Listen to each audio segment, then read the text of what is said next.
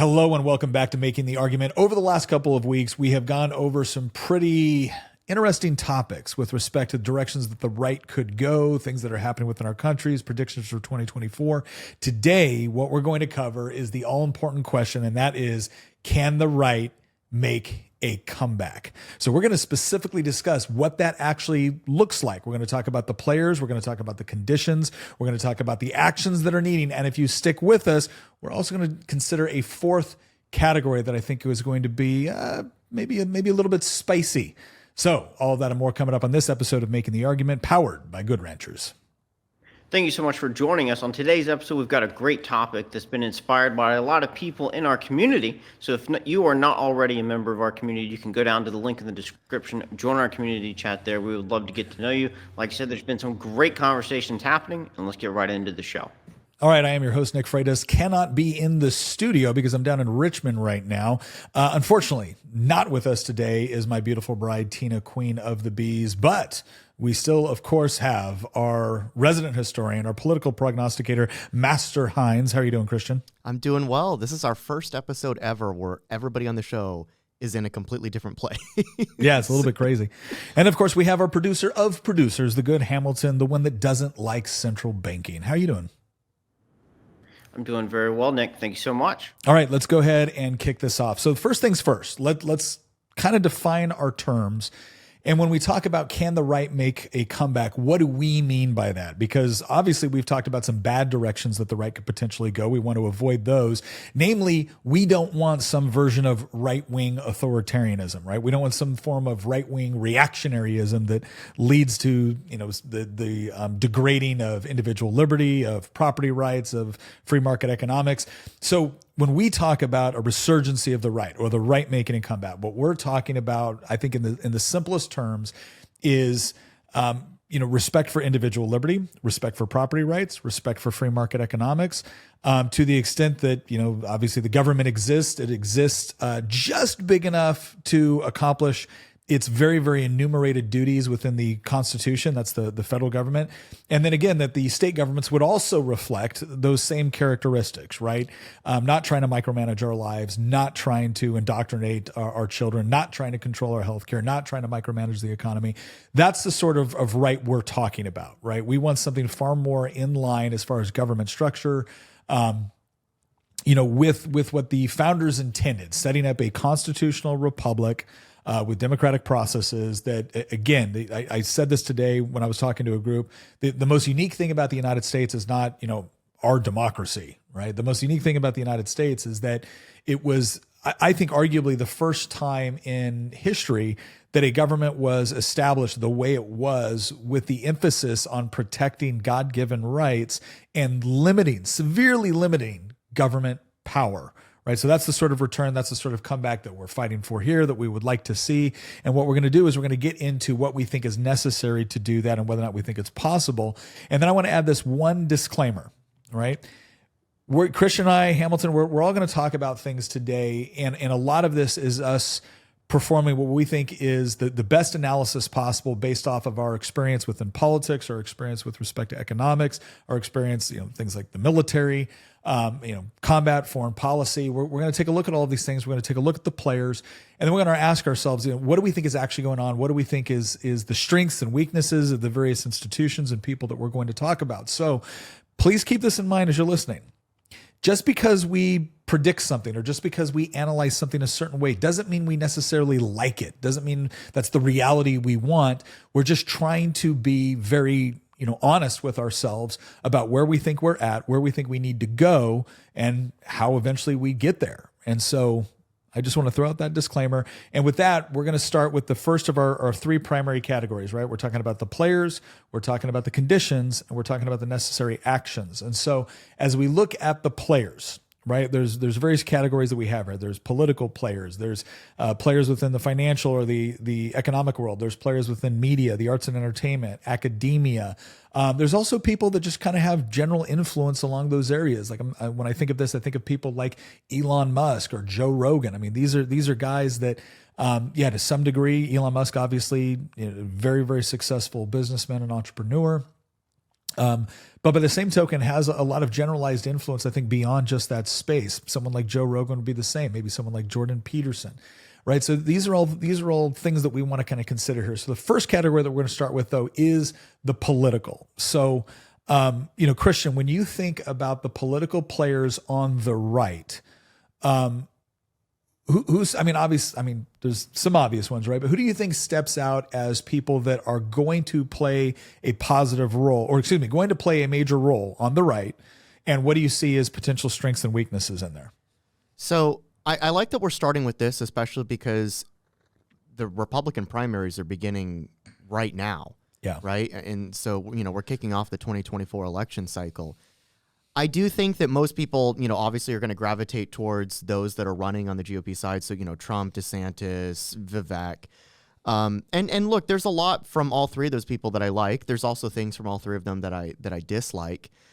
I think that the obvious natural conclusion is to go to people like that, those three, and I'm going to leave it at those three because I'm not a big Nikki Haley fan, and say that, obviously only one of them is going to emerge as the nominee, but all three of them are going to have some sort of role to play exclusively on the political side. Mm-hmm. Now, obviously, it's not just the executive branch. There's also Congress. And unfortunately, we're running really short on great star players on the right now within Washington, D.C. I mean, I could probably count on one hand the number of people that I would say are like actual champions of the right rather than grifters or just don't know what they're doing there. You know what I mean? Like the list basically begins and ends with like Thomas Massie and Rand Paul, right? You could throw in somebody like Mike Lee. In Virginia, you could probably throw in somebody like Bob Good.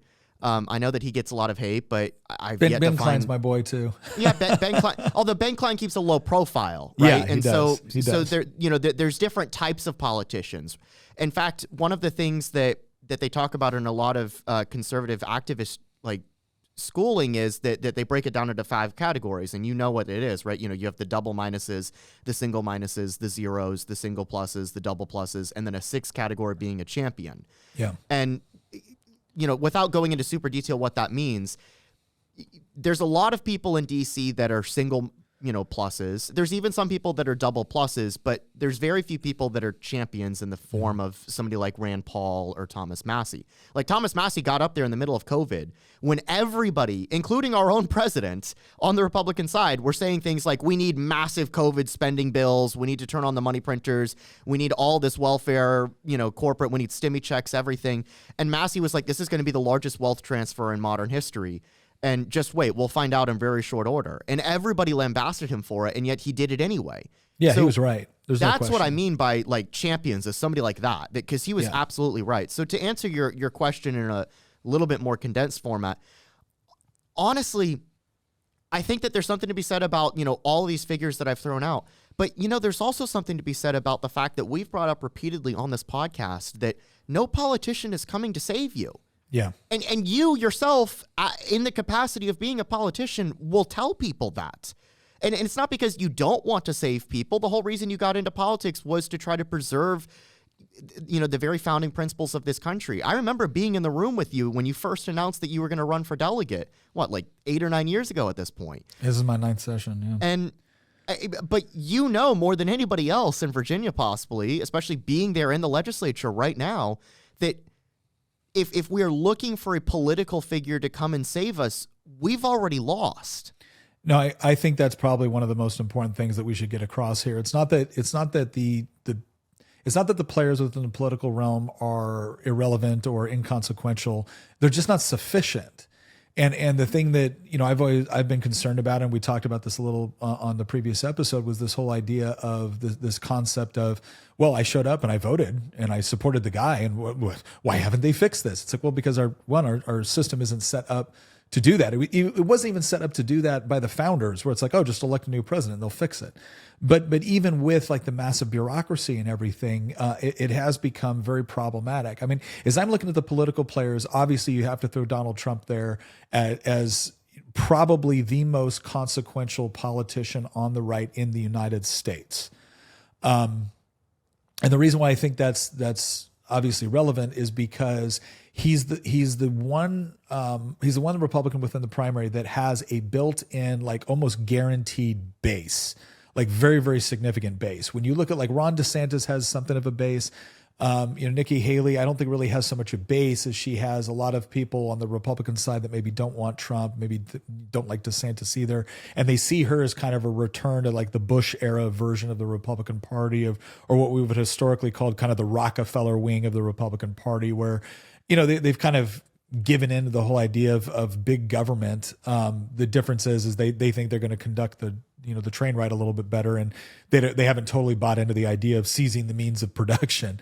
We had an episode earlier in the year where I said that, look, I like Ron DeSantis. I don't think he should have run this time because I think the built-in Republican base for Trump was so overwhelming that they weren't going to accept anyone else. It was going to make it very, very difficult for anybody to get a leg up in the primaries, and that essentially because of the way Trump campaigns, Ron DeSantis, no matter how similar they might be in certain areas, was just going to get run through the ringer, and I think that's largely played out. Like I stand by that earlier prediction. Having said that, I still think DeSantis has the ability to be a major factor, at least within Republican Party politics for the let's say the immediate future. The real question will be what happens after this next election cycle. Nikki Haley, I agree with your assessment there. I agree with Ram.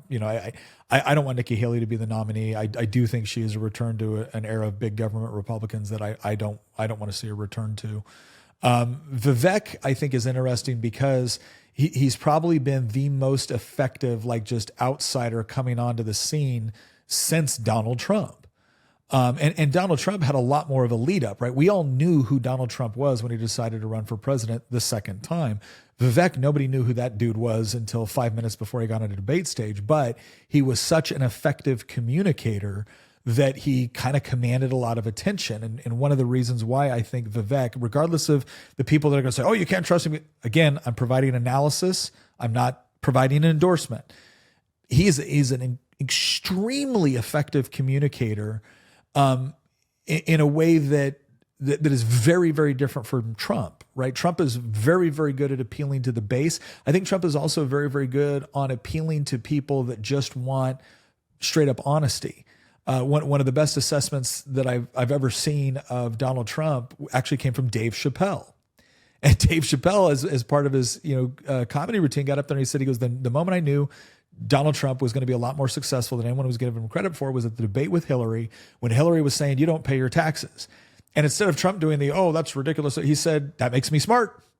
He goes, yes, I'm taking advantage of the same, tax breaks that all of her donors take advantage of. And if she wanted to change it, she could have changed it, but she doesn't, and she won't.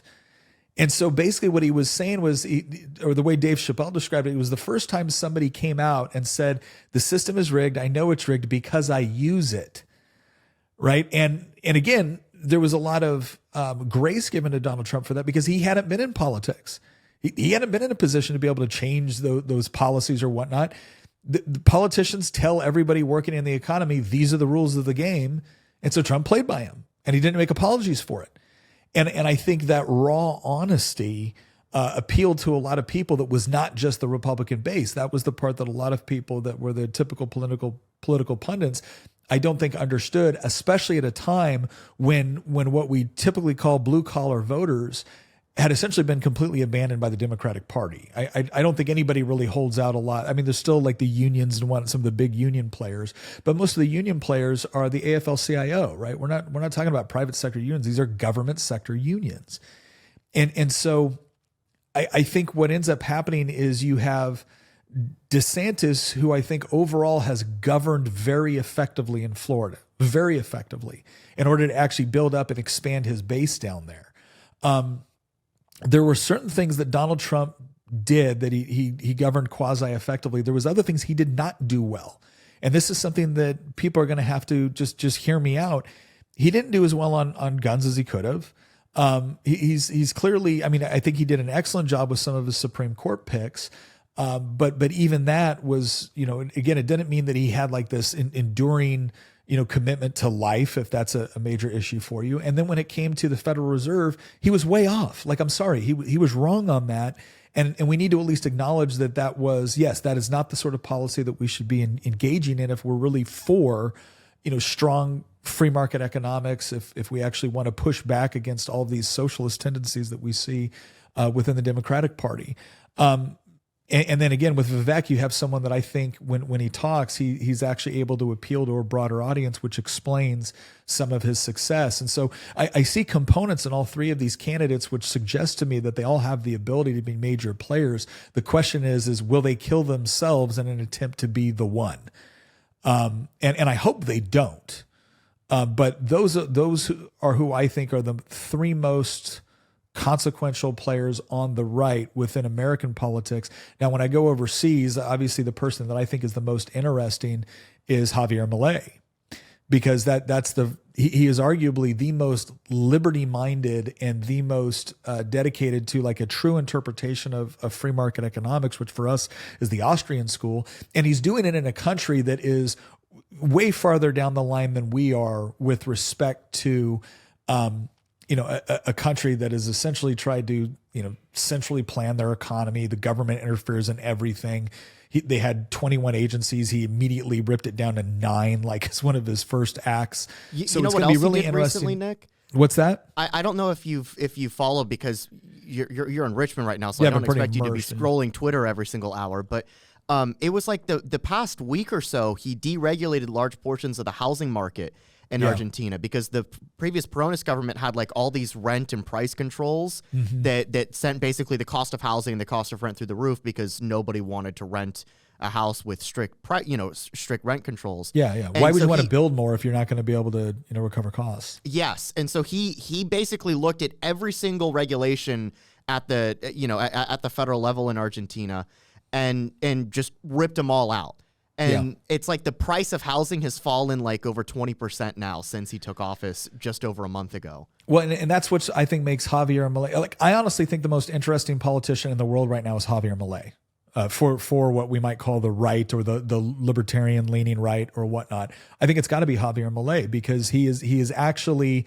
One, he has the power through the executive branch in Argentina, and they have significantly more power than our own president does. But two, he's actually making good on it. He didn't just say these things to rally up the base and get elected. He's actually making good and executing his policy the way he said he would, at least from what I can see at this point.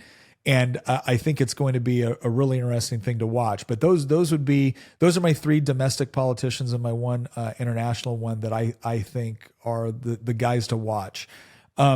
Let's move real quick to. I've got a quick question for you both that I'd love to propose. And that is, for conservatism to make a comeback, does it require a politician to be in the lead? And here's why I asked that question. Because if we look back to the presidential election in 2016, the folks who we would consider to be the leaders of conservative values, or the folks who were defining those conservative values, it would have been Ted Cruz, Donald Trump, Rand Paul. And all 3 of those people, and there might have been some more, but all 3 of those people were in the race for president. And then if we look at 2020, Donald Trump obviously was the leader of the conservative movement and the one who was defining what conservatism meant at that point from the national stage. But now it seems like we are lacking an individual who is helping to define that. And it even seems like Trump, as much as he is campaigning right now, has kind of taken a step back from the limelight and isn't doing so much to define what that is. And so again, my question for you both is, does it require a politician, does it require someone running for office to be at the helm of defining what conservatism is and put us in a position for conservatism to make a comeback? I think I would like to sit here and say that, no, it's not necessary. But what we've seen more often than not within history is that it actually is. And that's because people do follow ideas, but everyone looks for some sort of manifestation of those ideas in the form of someone who is going to act. And when we're talking about, conservatism or the right or, liberty or whatnot, we generally associate those things with the people that are able to engage within a political sphere. So I don't think, I'll put it this way.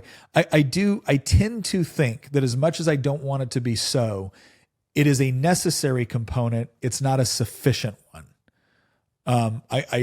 So I'll leave it at that and let Christian agree or disagree. Or to add to what Nick said, and I think that Nick is kind of hitting the nail on the head right there. It's necessary but not sufficient. Remember when I was saying that like no politician is coming to save you? It's no politician is coming to save you because and we've seen it. It's not enough to just have the right politician at the helm when you've lost all the other institutions out there. We've been through that before, right? Ronald Reagan was, at least on paper, quite a conservative president. Now, there's plenty of things that I didn't like about Reagan. I mean, he pushed amnesty. He wasn't as good on guns as I wish he was. There was some other stuff too. But overall, when you look at the other presidents within a 50-year time span, of Reagan, he was easily the best. But let's look at where the country is today, right? The country has massively moved to the left since him. And I think a huge reason why is because Reagan couldn't have an enduring legacy when nobody could have an enduring legacy when every institution in the country outside of the political realm is controlled by your ideological opposition. And so the reason that I say no politician is coming to save you is because they can't. They can prevent a catastrophe, but they can't restore what we want to see restored. And that won't happen until the other institutions out there beyond the political realm have also been taken back from, let's be honest, the cultural Marxists that have hijacked them. And if what we want here, to harken back to our previous episode, not the one that Nick did the interview with Rudyard, but the one before that about what if the right goes bad, to harken back to that, if our goal here is a restoration of 1776 and an avoidance of 27 BC, and for those of you who wanted to get what the reference is, that's when Augustus, that's when Octavian becomes Augustus, right? If we want to avoid, the end of the Republic and the beginning of the Principate, or whatever the equivalent would be in the 21st century, and we want to instead see a revival of the classical American tradition in the mold of Washington and Jefferson and Madison and the other founding fathers, if that is our goal, then it is not enough to just elect the right guy. It's required, but it is not enough. It extends far beyond there, because as we saw with Trump in the White House, ultimately there was actually very little he could do against the federal Leviathan, against the bureaucracy, the administrative state, against all the other institutions outside of the government that were arrayed against him. There was an article, and I wish that I could bring it up, and I can't remember where it was published from. Maybe at some point we'll actually do an episode where we talk about it more in detail. There was an article that came out a few years ago that talked about how all these organizations and institutions and politicians and influencers and media personalities and businessmen all got together in order to stop Trump from winning in 2022. And it was almost like an admission from the mainstream media that, like, yeah, we did rig 2020, just not in the way that many Republicans think that 2020 was rigged. Everybody thinks that it was like ballots being changed, when in reality, it was rigged before a single ballot was even cast. And if you want to avoid a situation like that, then you have to fight beyond. You have to fight in the political realm. You can never give it up, right? But it's not enough to just win an election. You can win an election all day long, but we know that politics is downstream from culture. So what matters ultimately is the culturally shaping institutions that will eventually impact the political realm. Yeah. I think the other thing too, and just to put it like a final pin on the political side, the other players that are going to be fighting against kind of the resurgence or conservative resurgence or right-wing resurgence. I think, I really don't think Joe Biden's much of a factor. I don't think Kamala Harris is much of a factor. I think Bernie Sanders is kind of moving out of, I think you're going to need to look at, to some degree, the squad, not because I believe that they themselves are going to attain some sort of, superior position, but I believe they're going to continue to be like a disruptive element, and there's going to be more people getting elected that kind of share that.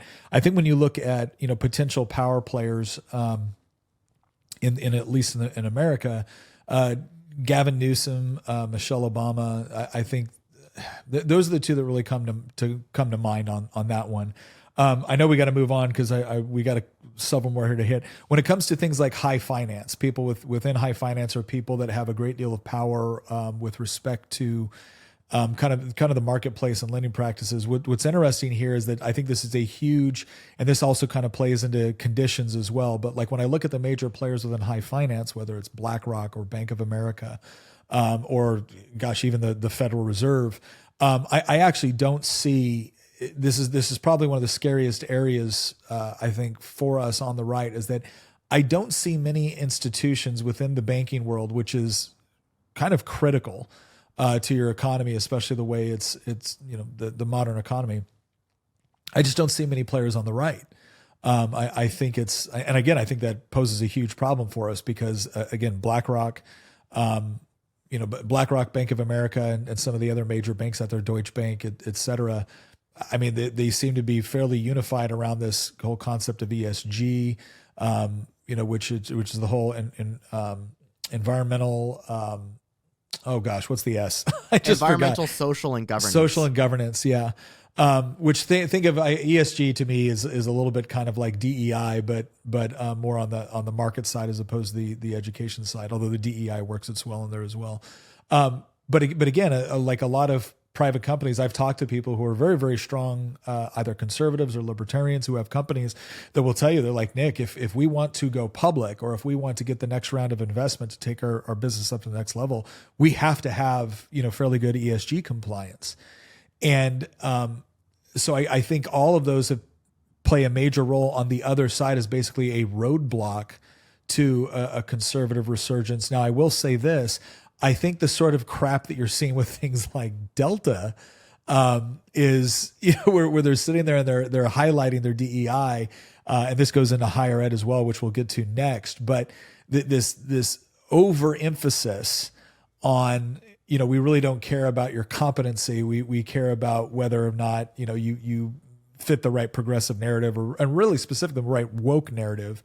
And you see the same thing with ESG, where it's like, well, who cares about whether or not you can actually, take care of your shareholders? You need to take care of your stakeholders. And we've done a whole episode before on this whole idea from Klaus Schwab and the WEF and stakeholder capitalism. But to give you just a quick idea, shareholder capitalism is you're an investor in a company, and when you invest your money, you expect a return on that investment. And this is the way that shareholder capitalism works. And it's the appropriate way. You have skin in the game, you've invested, you've assumed risk, and the obligation of the people that you've invested with is to provide the products and services in such a way as to get a return on that investment. Stakeholder capitalism is this idea that, other people that are, quote, affected by, the company or affected by the goods and services you provide, they now get a say. And interestingly enough, whenever they talk about stakeholders, they never seem to mean for their own organizations. Like, for instance, if you look at the governing board of the WEF, I guarantee you they're not looking at everyone the WEF potentially affects and saying, oh, yeah, you get a say on the governing board and how we make our decisions. No. It's always something that somebody else needs to do. And the problem is that essentially, if you look at what they call stakeholder capitalism, and then you look at the only effective way to legally enforce it, what you really end up with is more of like, at the very least, a fascist approach to economic policy, where now the government is coming in and arranging cartels and determining what your labor practices look like. And I don't mean just, hey, you got to have a 5-day work week or pay overtime. I'm talking about like getting very, very specific and granular with the way companies operate. And again, there's two systems that have done this. One was socialist and communist systems, which just simply seized the means of production and turned everything into a government-owned entity, or fascist economic policies where there was this merging of the what they often refer to as the corporate state. And so I find it fascinating that people that are usually scared the most about fascism are the same people that seem to want to usher it in under this whole concept of stakeholder capitalism. So I'm just going to go with when I look at high finance and when I look at the economy, the people that I say are more likely than not operating in opposition is, again, guys like Klaus Schwab, the WEF, BlackRock, Bank of America, Deutsche Bank. There's certainly others out there as well. And then the Federal Reserve, overall, because of its control over monetary policy within the United States, which of course is the world's reserve currency, everything's kind of aligned against us on that one. And with some, notable exceptions, Elon Musk and stuff like that, we don't seem to have a lot of, allies within corporate boards. Now, one thing that's interesting, and this is something to watch, right? Because you got like Elon Musk versus everything else we just talked about.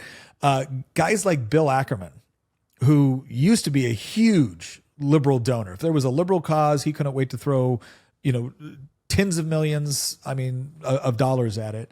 The whole thing that went down in higher ed really caused Bill Ackerman to reconsider how he was investing his money.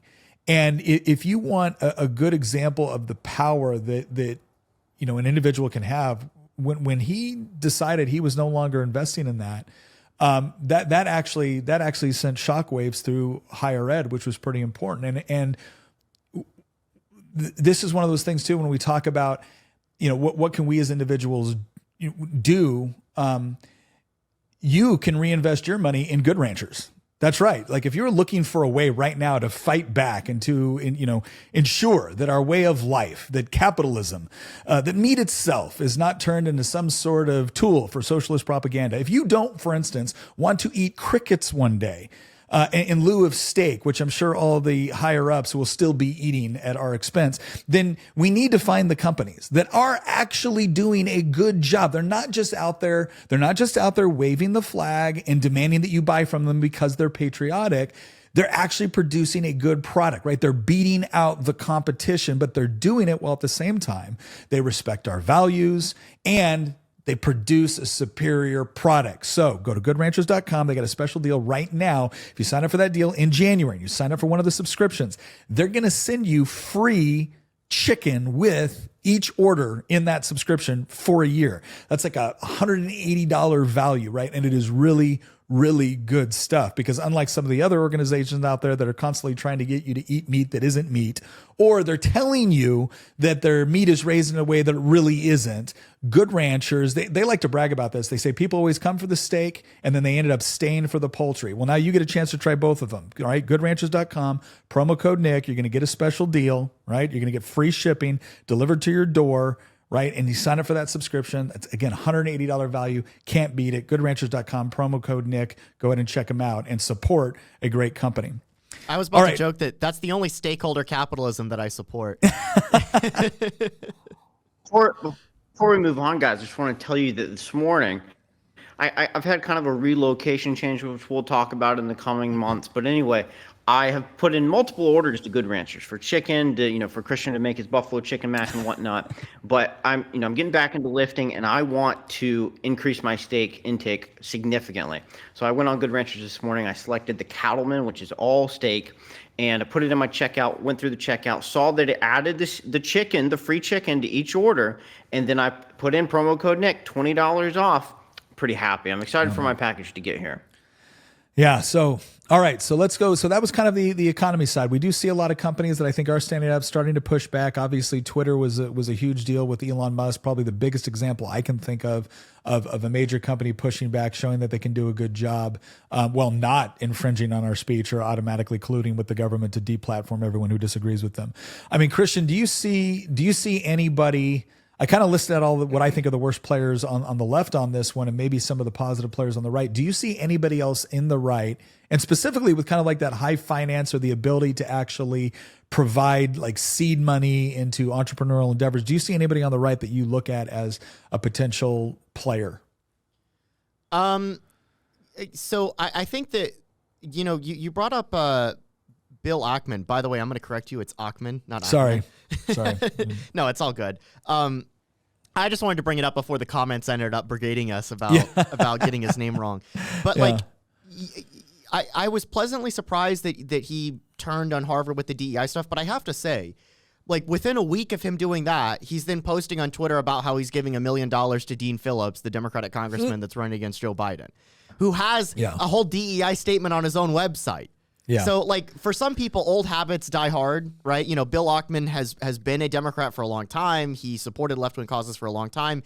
He obviously, for justifiable reasons, got upset at what was happening at Harvard, his former alma mater, that he had donated a significant amount of money to, and rightfully called them out.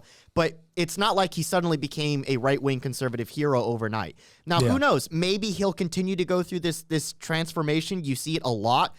This is actually a phenomenon that might even deserve its own episode at some point. That why does it seem like every hero on the right was on the left 5 minutes ago?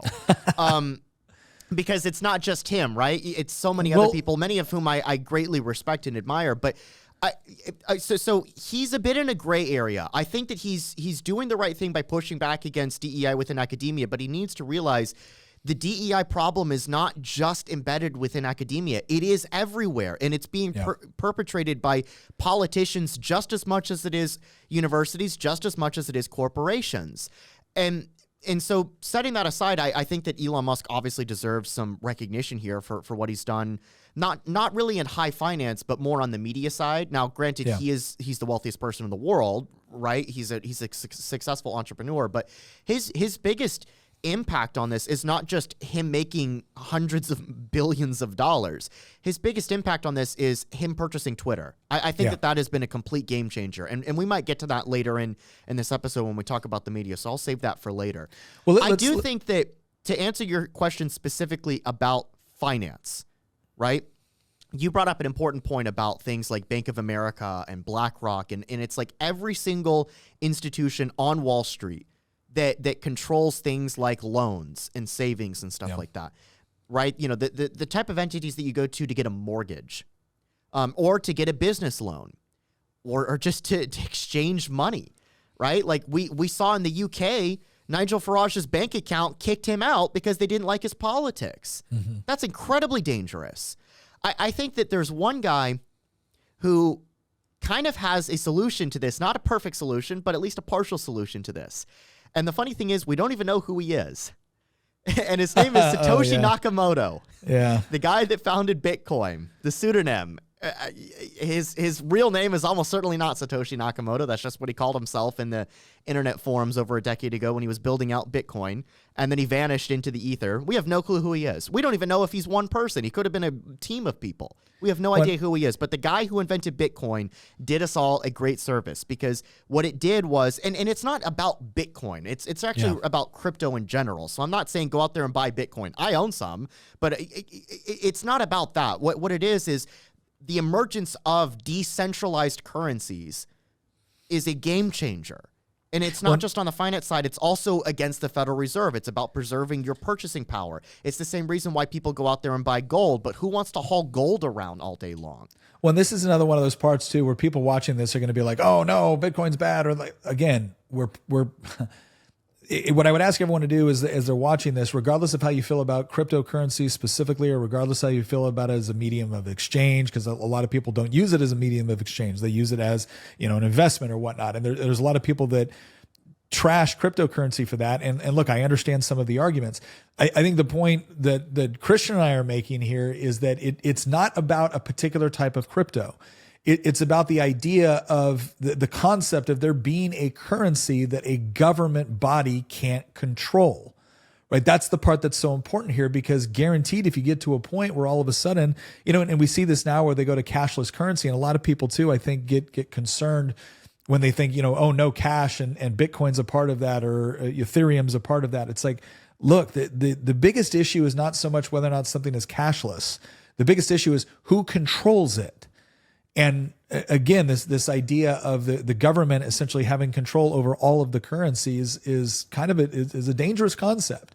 And so the idea, anybody that's coming along, and I might not always agree with their motives, or I might not like the way some of it's being used, but the point is that some sort of medium of exchange, which is not barter, right, and not based off of what a government board or even an unelected body can arbitrarily do, is pretty important when we talk about being able to engage in commerce. So yeah, I think that's a good point. I'm glad you brought that one up. I want to jump to another category right now, and that's when it comes to education. I think one of the, obviously, as I look at higher ed across the board, as I look at public education, I see probably the two institutions which are most, in my mind, most responsible for where we're at right now, and most responsible for the ascendancy of what we, if we're talking about just straight up Marxism, if we're talking about kind of this modern neo-Marxist ideas, where it's kind of this convergence of, not just Marxism as a economic theory, and not just purely as a political theory, but as a larger economic, political, social theory combined with identity. I think that's a new component of this when you look at critical theory, when you look at queer theory, when you look at kind of the addition of postmodernism. That's kind of what we're fighting on right now. It's not even your traditional Marxism. It really is this neo-Marxist concept that, in the best way I think I could describe that is, the reason why we call it neo-Marxist is because it's still accepts certain core tenets of Marxism, but then it adds components of critical theory where, again, it's not just about economics being the primary determining component of a society, right? It's identity, it's race, it's sex, it's sexual expression. Like, it's all of these things that you get bits from, like Herbert Marcuse or Paulo Freire when it comes to the education component, or Antonio Gramsci when it talks about, essentially subverting or replacing the culture associated with free markets or capitalism or private property rights, replacing that culture with one that is associated with Marxism or the Marxist explanation for the world. So I think when you look at all of those things together, higher ed, was first and foremost, because that's where these theories essentially gain traction within institutions. And then from higher ed, the people that basically are convinced of this way of thinking or this worldview end up going into media and into Hollywood and into politics and into public education.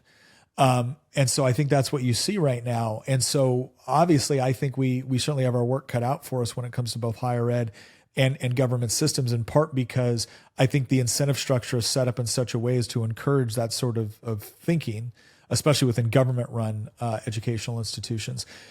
Now, on the other side of that, what do I see as the major players? I think there's a couple areas where I do see conservatives fighting back in the realm of education. And interestingly enough, it's not so much within private schools, although there are definitely examples of that, whether it be, charter schools, which are really not private, they're more government-run schools.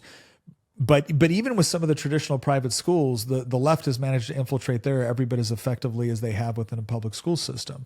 I honestly think the homeschooling world, to some degree, the unschooling world. And then when I look at players like Corey DeAngelis, Christopher Rufo, these were the guys that I think have done the best job of shining a light on some of the things that were going on within our school system. And they were able to, at the same time that everyone was telling us nobody's doing that, that's not happening, they were able to basically show up with the receipts and say, yes, they are. Here's where it's happening. Here's how it's happening. I give James Lindsay a lot of credit for this as well. If you look at his Marxification of education, he really, I think, whereas Christopher Rufo and Corey DeAngelis did an excellent job of exposing what was there, James Lindsay has also done an excellent job of going back and looking at the path of how we got there, and what it actually means and what the intentions are. So I think those three have been very influential with respect to identifying the philosophy behind what's been going on within public education and higher ed. And then I would say people that are creating alternatives.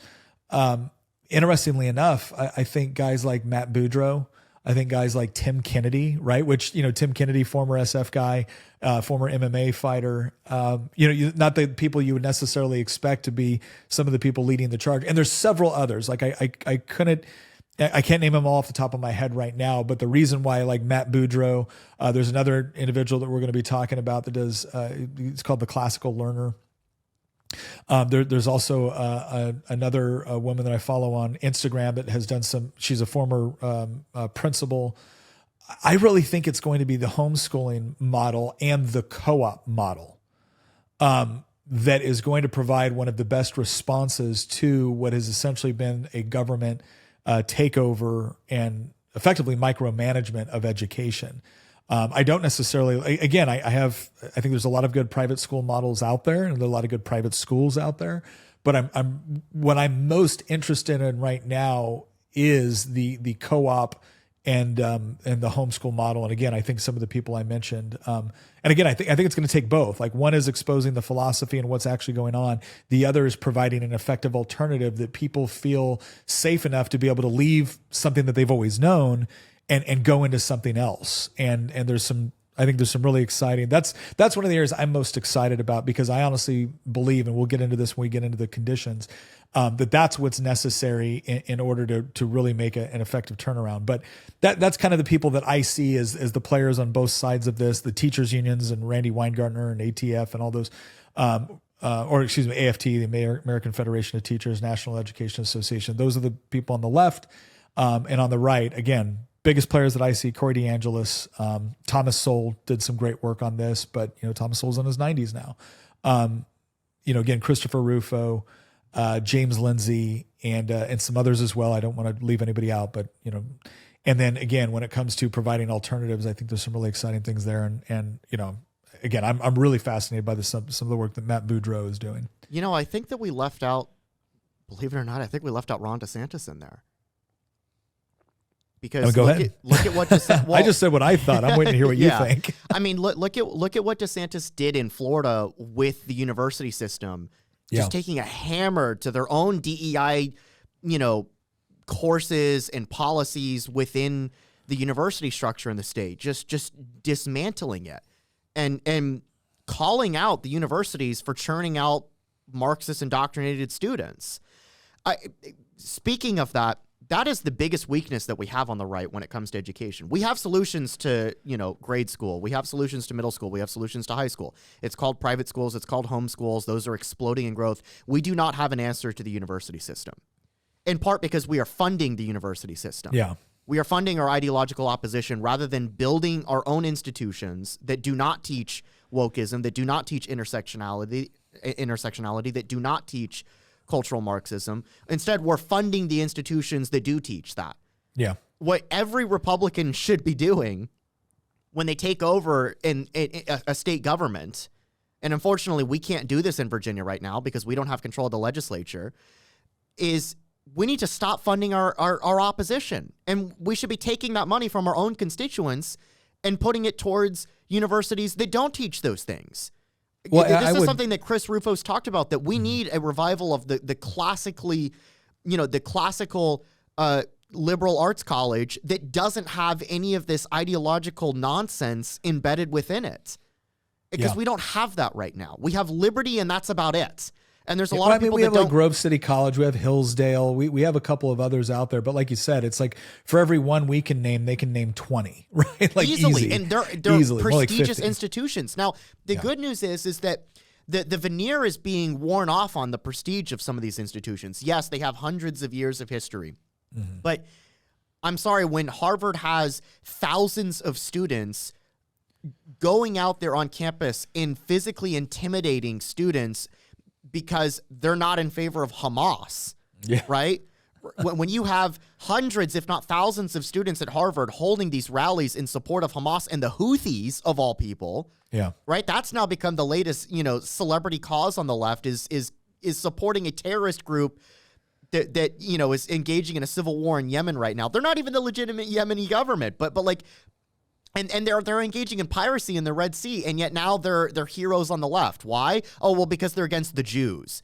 And we've now shifted they're the against Jews the oppressors. They've now moved for a long time. Jews belonged in the oppressed category for obvious reasons, right? Just look at the 20th century, or look at before the 20th century even. But now they're in the oppressor category. They've joined white men and straight people in the oppressor category. So now they get to be hated on, and you can never do anything evil enough against them because oppressors have no rights, and the oppressed are able to get away with literal murder. And the left will come out there and hold rallies in support of them. It's just decolonization. And so, like, honestly, the biggest gaping hole that we have on the right now is we do not have a suitable substitute to the university system. Sure, you can point to Hillsdale and Liberty, but go ahead, Hamilton.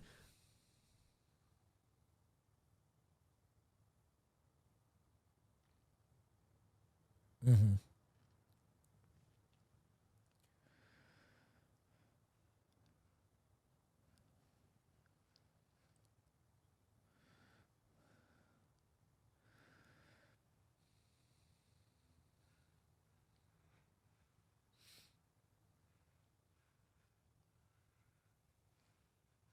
Well, I think here's the thing that people need to understand is that one of the tricks that government does along with licensing and higher ed is they'll talk about like, oh, well, the people that go to college and get a degree have much higher earning potentials on average, even with all the stuff you don't like, they still have higher earnings potentials. Well, yeah, because higher ed colludes with government in order to make higher ed, a mandatory in order to break into certain fields. So, I mean, I've always thought that was I don't think people, I don't think people look at that way. They're like, oh, well, yeah, if I want to go be a doctor, I have to do this. Or if I want to do this, I have to. Yeah, exactly. The government requires that you go to higher ed, an approved institution, an approved school, in order to get these approved credentials, in order to be able to even engage in it. And keep in mind, the whole argument for that is, well, you really want just random people out there performing medicine? Well, okay, again, a Special Forces 18 Delta can go overseas and perform all sorts of medical procedures. But the moment they come back here to the United States, if they do stitches for money, they're a criminal, right? Like they're violating the law. They're practicing without a license. And so I think it's important for people to understand that what I want to move toward is this idea of competency within your field. And competency within your field can theoretically be attained a lot of different ways, right? Why can't it be for for literally centuries of human history, competency within a field was attained not by going to some grandiose university, it was attained through apprenticeship. It was attained by doing it for a long period of time. Now, again, I'm not advocating we go back to the guild system. I'm just simply saying that we need to open our minds up to this idea that higher ed has in many respects become a racket because of all the additional things they require you to do and to pay for that have nothing to do with the competence necessary to perform a specific economic task. And that's where, again, it's all fine and good for higher ed to say, oh, well, yes, if you get a degree, X, Y, and Z. Yeah, not because the degree from your institution was necessarily required to become competent in this, but because you colluded with the government to set up criteria where legally I'm not permitted to do it any other way. Right? That's a huge problem. And so I would love to see, and I think as things become a little bit more difficult economically, and as people start to really get savvy to the fact that both certain people within the marketplace as well as higher education have colluded with the government to keep out viable economic competitors. And what I want to see more of is institutions which are dedicated not toward this idea of, well, I guess we've got to provide our own way to seek all the same accreditation and all the same government approval in order to provide this. I would love to see more core competence toward a particular skill set, because again, that's where you get into that's where you can get into a conversation about the gray market or the black market or things like that. But honestly, when things get bad enough, you stop asking the same questions with respect. And again, someone's going to clip this and say, oh, Nick Freitas thinks you should go and get open heart surgery on the black market. No, what I think is that I think that there is something inherently corrupting about a system which constantly runs to the government to decide what is necessary in order to be able to provide goods and services. And I am skeptical of what we call regulatory capture, what we call anti-competitive practices. I think it's so fascinating. The government loves to pat itself on the back like, oh, well, we have rules against monopolization. Like, you provide the very conditions to prevent competition from taking place in the first place. You provide the very bureaucratic red tape, which makes it so difficult for someone to break into an industry and compete with established players. Right, the government is the biggest supplier of monopolies as opposed to people preventing it. So, again, I think when it comes to education, what I want to see is more people that are kind of bucking the system, providing, like you said, access for the K-12 component, or just that earlier education, but then also the higher ed. And I don't I don't even want to call it credentialing. I want to call it. I want to see an emphasis in competency associated with the various industries that people want to be able to provide products and services in.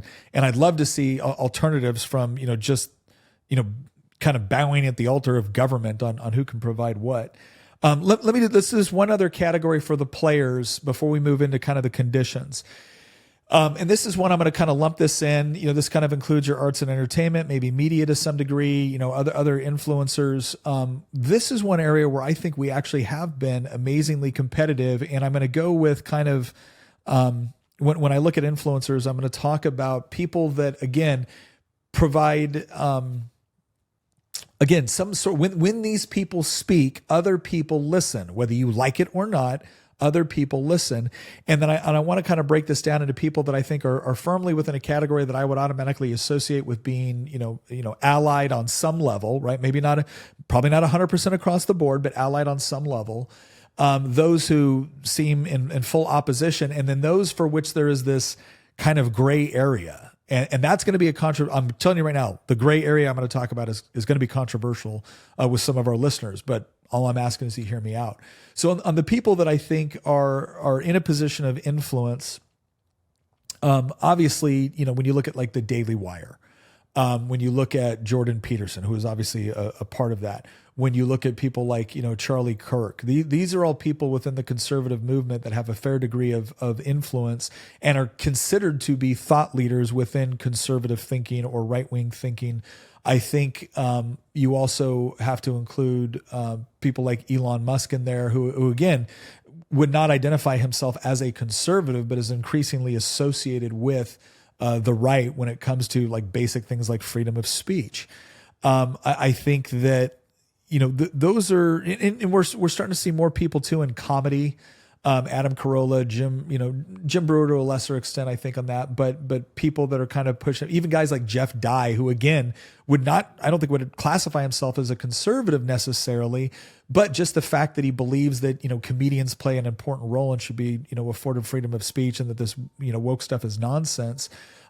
They're starting to kind of fall into this category where they're associated with influence. Joe Rogan's another person who, again, I would never categorize himself as a conservative, but has a general disdain for the woke nonsense that is coming through. Sean Ryan, some other guys. These are the people that I would kind of put either in either firmly in the conservative camp or maybe conservative adjacent, which is to say that the left moves so far to the left that these guys now get included with us, even if they're not necessarily comfortable with that position. When it comes to the people in opposition, I think that's obvious. Most of Hollywood, most of the influencers that you see within, the arts and entertainment. Taylor Swift is kind of a perfect example of this with her Swifties. And again, it's interesting. You'll see a lot of, conservatives kind of mock that or pass it off. I'm telling you right now, when Taylor Swift tells all of her fans to go out and register to vote, and this is super important, and you need to store, Uncle Joe, that's going to have an impact on the box office. You don't got to like it. You can think it's dumb, but if it has an impact, well, then you better stop ignoring it. You mean the ballot box? Well, also and the box office, but for yeah, the ballot box. Yeah. No, you're right. You're right. I mean this is okay. So if what's interesting is that we haven't necessarily we've only just begun to fight the battle within academia. In the sense that we are finally beginning to punch back. This is why I brought up DeSantis earlier, because he did punch back against the university system in Florida, and we need more Republicans doing that. We should not be blindly throwing money at institutions that are literally churning out people who hold ideologically, diametrically opposed views to us. We are funding our opposition. And that is the reason we lose, because Democrats the left rewards their allies and punishes their enemies. We punish our allies and reward our enemies. And then we wonder why we lose. So we've just started to fight that. But I have to say, on the entertainment and the media side, and yes, there is a bit of a separation there, but if you want to just lump it all together, entertainment and media, right? Hollywood and every single one of the major news networks, all of print media, all of the newspapers, radio, YouTube, especially through Google's control over it. And we know that they're not always on our side, right? It's people on the right get lambasted on these platforms far more than people on the left do. And until recently, Twitter as well, right? So if you just lump all of that together, we're talking like quintessential cathedral here, right? This is the second pillar of it alongside academia. We've been fighting that fight for a much longer time, and I think that we're starting to get some tangible results in the sense that conservatives walked away from Hollywood 3 to 5 years ago. Yeah. I used to be, and we've talked about this before, I used to be a huge Star Wars fan until the sequels came out. Yeah. I haven't consumed a single piece of Star Wars media since Episode 9 came out in December 2019, and I hated it. I also hated the previous 2 episodes before because they were hot garbage, and they destroyed my favorite fictional characters that I grew up with as a kid. They killed off Luke Skywalker's character. They literally killed off Han Solo. They destroyed them, and they didn't replace them with compelling characters. They replaced them with DEI candidates that had... that were two-dimensional characters that had nothing to do with them. And the Mary Sues. Yeah, Rey was a Mary Sue. Finn was just literally a DEI candidate. I was disappointed they didn't do anything with him. Like they replaced it with garbage. And quite frankly, the left cannot produce beautiful works of art. That's just within cinema. Think about architecture. Postmodern architecture is a disaster. Everything's ugly now that the left builds. Think about other forms of art. Like, we've lost complete control over the arts. We've also lost complete control over entertainment. We've lost complete control over the media. And people have responded accordingly. People no longer watch things like the Oscars. People no longer watch movies increasingly. In fact, people will go to places like Nerdrotic or Critical Drinker and watch them mock those movies. I was just going to say that. Like, I get more enjoyment. Like, I have tried to, there are certain movies that I've tried to watch that I just can't get through. And now, because I know a whole lot more about the way, especially like streaming services, now I know a whole lot more about how they, look at when people drop off or when people, stop watching something. Now I get to the point where as soon as a channel, or as soon as a movie goes off into a direction that I just think like, oh, here we go. Here comes the message, right? Like, I stop it right there because I want the people analyzing it to know, yeah, that's where I stopped. I'm done with your crap. And to your point, I love watching Nerdrotic, right? And Critical Drinker, again, I always say Critical Drinker's language is a little bit rough, not really family friendly. Nerdrotic is a little bit more family friendly. But I enjoy watching both of their commentary. And some people look at that like, oh, you just like that they're sitting there and they're trashing the woke. No, if you actually, again, I know a little something now, or I know a lot more now than I used to about what makes for good entertainment and how do you tell a compelling story.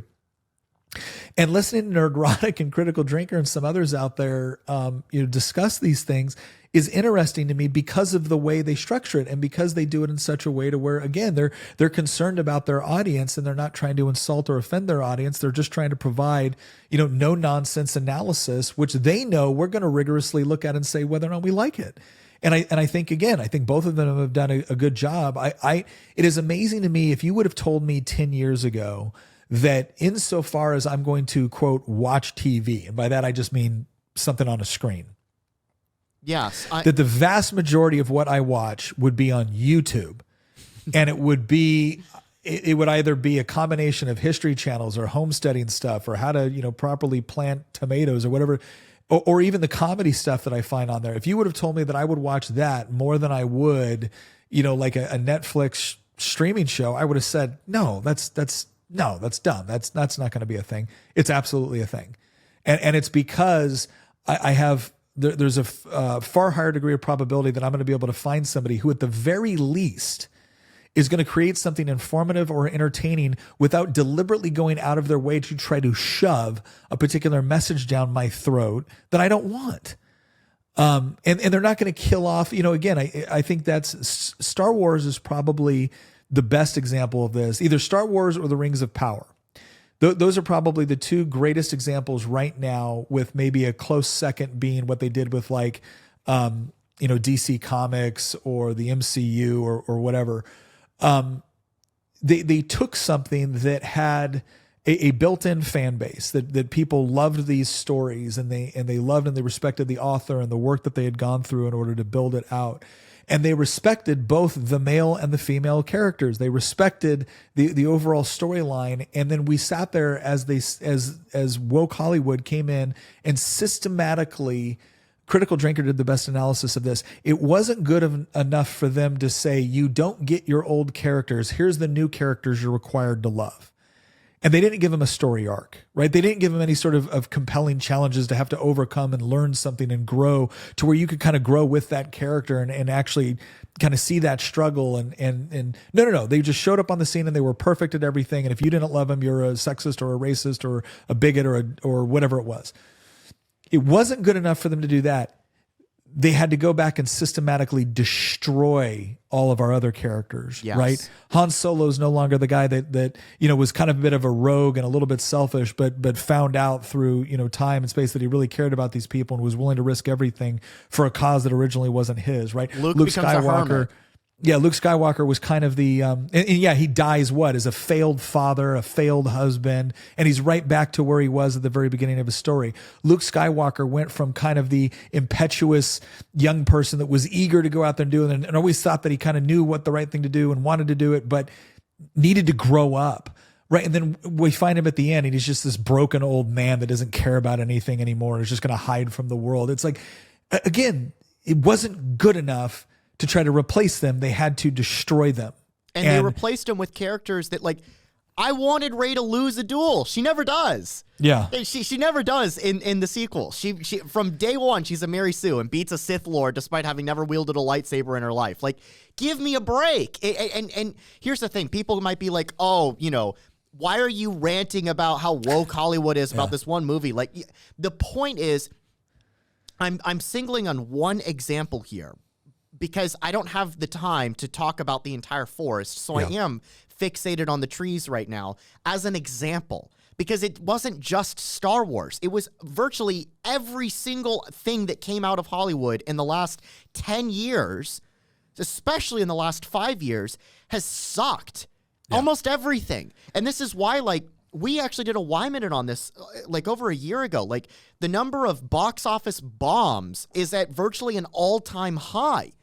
And the number of people that are actually going in and sitting down in the theaters and watching it has plummeted, and it hasn't recovered from COVID. We can say, oh, well, COVID obviously drove them away. Sure. It's been 3 years since then, 4 years since then. There should have been a recovery, and there hasn't been a full recovery. And the reason why is because the content that they're putting out is garbage. And guess what? The right is reacting accordingly.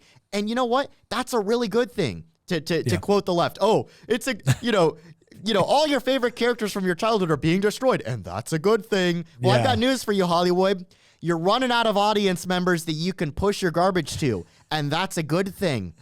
And the reason why it's a good thing is because the right has realized, you know what? We don't need to patron these institutions that hate us and broadcast in their products about how much they hate us. Yeah. We don't have to visit them. In fact, we can make our own content. This is why I think it's fantastic that the Daily Wire is starting to put out their own stuff. It's in early days, and you know, some of their stuff is better than others. But the fact that there's even an attempt on the right to come up with alternatives to Hollywood. This is why YouTube is so fantastic, and I'm terrified that Google, with their own DEI apparatus, because Google is not our friend, right? This is why I'm terrified that one day that they might do the same thing that you saw within, you know, the banking sector or within the media or within academia, and turn into gatekeepers and try to expel conservatives from their platform. And I hope that that doesn't happen. And luckily, we have some other platforms that are emerging in the event that that does happen one day. But this is why people have turned to YouTube. Like, my parents have stopped watching TV. They've stopped watching most movies. They watch YouTube now. And I do the same thing. If I want to get my entertainment, I don't even have a TV. I can't tell you the last time I watched TV. I also can't tell you the last time I watched a movie. It might have been the last Star Wars movie. Like, I watch YouTube now, and there's plenty of content creators on YouTube that, you know, they might not agree with everything I believe, but they're not diametrically opposed to me and hate me. Yeah, they're not going out of their way to insult. And and this is kind of a good segue into so we've kind of talked about the players. Oh, Nick, and the last point has got to be Elon Musk's purchase of Twitter. I haven't had a chance to bring that up, and I hinted at it earlier in this podcast that it might need to be brought up when we bring up the media. But before we move into, you know, like the conditions and the actions and stuff like that, there's something to be said about Elon's purchase of Twitter. I think there was a lot of people that thought this was a waste of money when this happened, and you could certainly argue it was, considering the price tag. But I think looking back now, it's been over a year. It's been like, what, a year and a half or something like that since he purchased Twitter.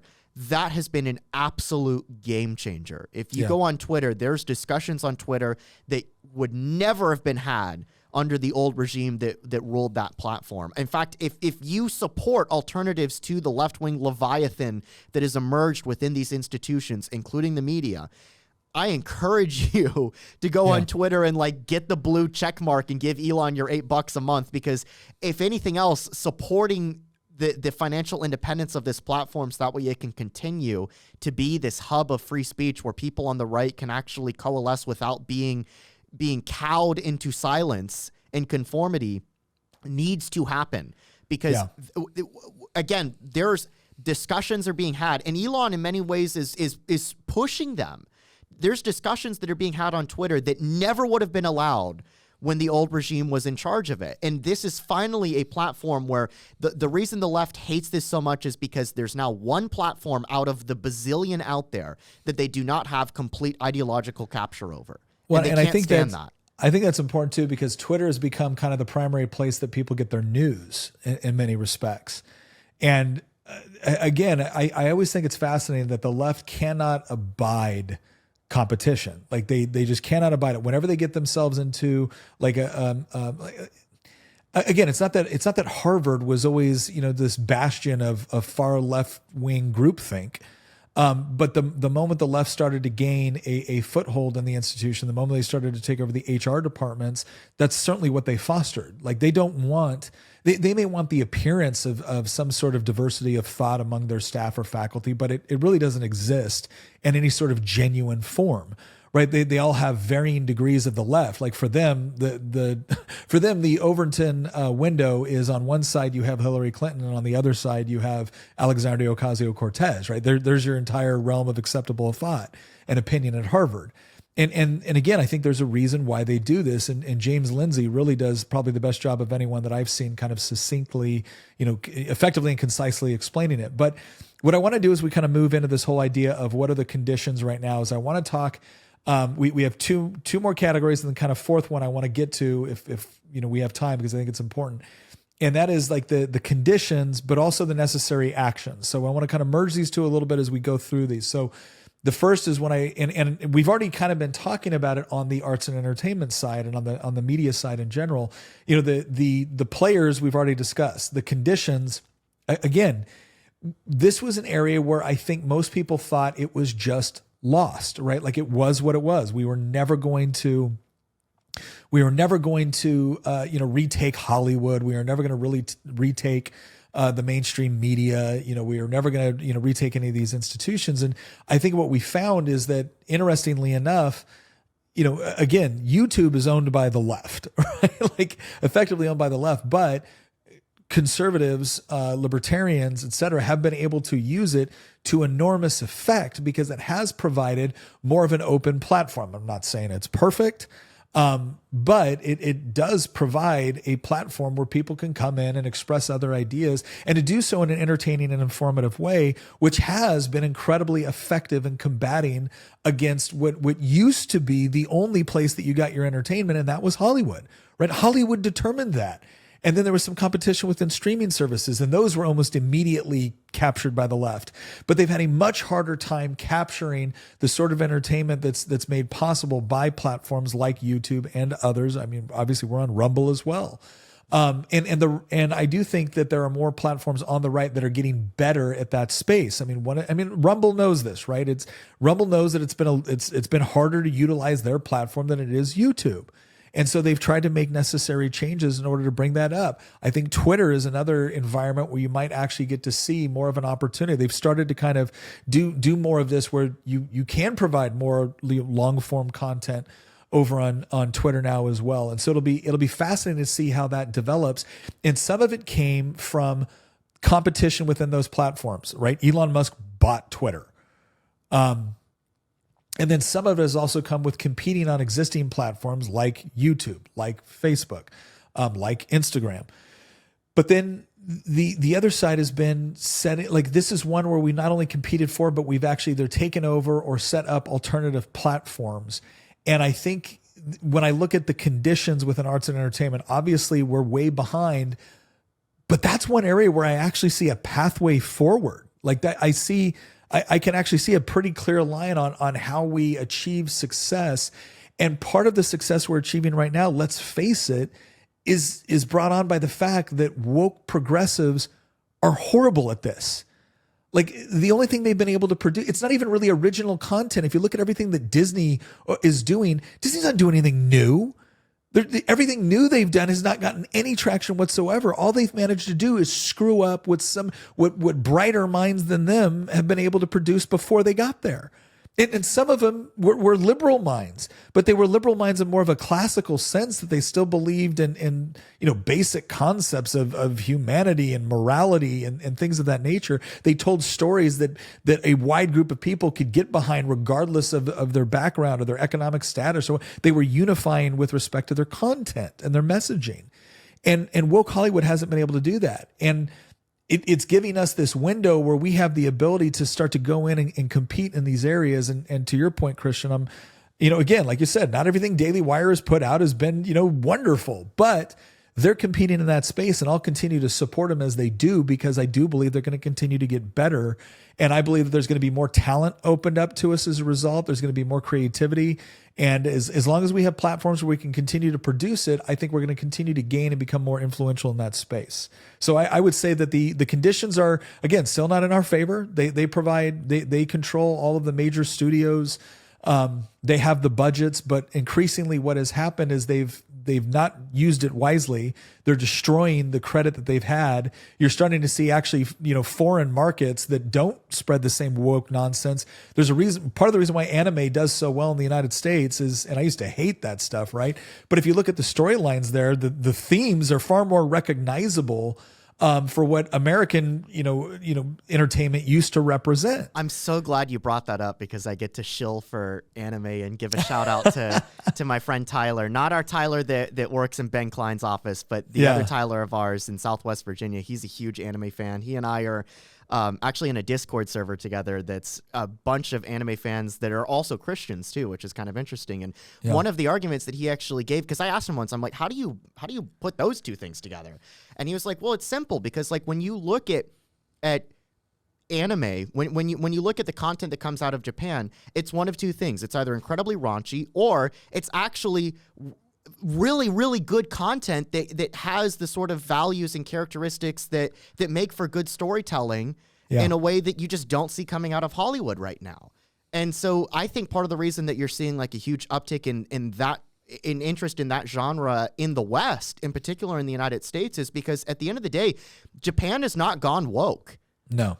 And so the content that they create has many of the same themes and symbolisms and metaphors and tropes that used to make Hollywood the entertainment capital of the world. Yeah.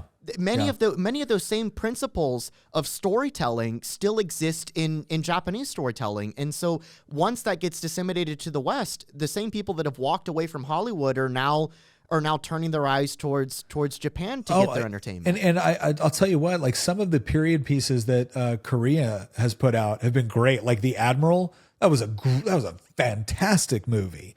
The Kingdom was like kind of a really, really cool like period piece zombie movie, and like Joseon, Korea, which was again a really cool, compelling story. Another one that was just funny to watch is what they call it, not Bollywood but Tollywood, and that was RRR. And I remember we're sitting down to watch this. I'm like, what the heck is this? And look, it's India filmmaking, so a lot of it's over the top. It completely defies physics, like the whole deal. And there was certain themes in there where I was like, okay, I get the whole anti-colonial component, but they really make the British Empire just look like insanely bad, which is not something that I necessarily, again, not to say that the British Empire was perfect or whatnot, but I do think there's been a sentiment there that's like, okay, this is a little over the top. But having said that, if you look at the themes and it was an incredibly compelling story. And yeah, the action was totally over the top. I mean, dudes are throwing leopards at one another, right? But it was entertaining. It was easy to watch. You could actually get on board and understand where the characters were coming from. And there was genuine, character development and betrayal and all those things that you used to expect out of good storytelling. So I think it's interesting. I think the action that is needed bottom line is, just like we need more people in other sectors of the economy to kind of break away from the mold of what we've always considered this is your path, right? I go to school and then I do well in all my standardized tests, and then I go to college and then I get this degree and then I do this. I want to see more of an entrepreneurial spirit, not just within the economy as a whole. I want to see it within arts and entertainment.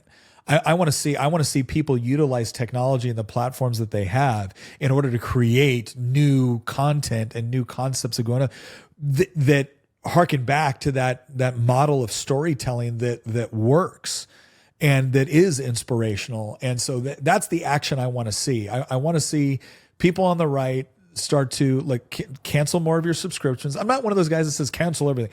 Cancel more of your subscriptions and start giving, some of these other platforms a chance. Start giving some of these other creators a chance. And you might be really, really surprised at again, whether it's the comedic side or whether it's more the drama side, you might be really, really shocked at how entertaining it really is, even if it's got a little bit of ways to go on some of the other things with respect to development. You know, this is something that Hamilton is, I know, really passionate about. He and I have had some really cool conversations off camera about, you know, like, what do we want to achieve in life? Because we're still in our late 20s, although I'll be turning 30 later this year.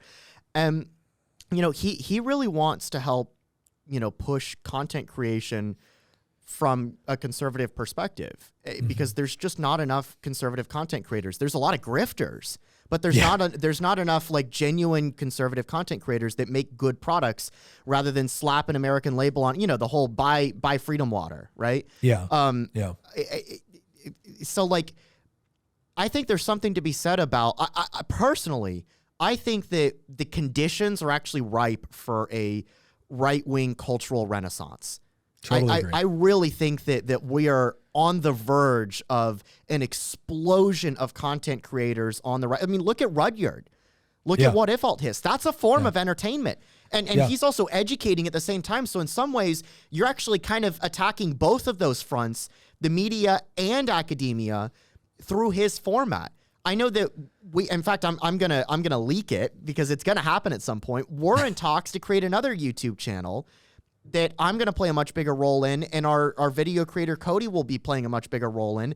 And the focus of that is also going to be entertainment, and it's going to also be through an educational standpoint, because we're probably going to be talking a lot about history, right? You introduced me in all these podcasts as the resident historian. Like, I loved history before I even got into politics. I got into politics because of my love of history. I became friends with you, not because of our shared political values, but because of our shared love of history.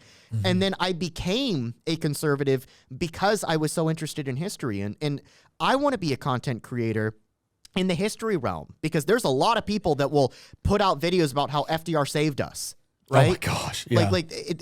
And so, like, there needs to be some pushback against that, but not explicit where it's like I'm leading from a perspective of I'm a conservative. No, instead the content needs to be good, and it also needs to be carrying good messages that are true, rather than simply, again, the grifter perspective where it's like you're riding the elephant into the room. I'm going to leave the elephant at home. I just want to make good content, but I also don't want to be lying to people about history, lying to people about economics. And that's exactly what people on the left are doing. They've twisted history. They've twisted economic reality in some of the content that they've created. And so again, I'm going to reiterate, I think the conditions are ripe for a right-wing cultural renaissance. I think we're on the cusp of it. And people like Rudyard are the very beginning of it, but they're not the end of it. And I think Rudyard's going to be doing this for a long time, and he might do more stuff. But like, I think there's going to be more people like that are going to emerge in the future. And in some respects, what we're doing right now is an example of this, right? This podcast is an example of an alternative to left-wing media.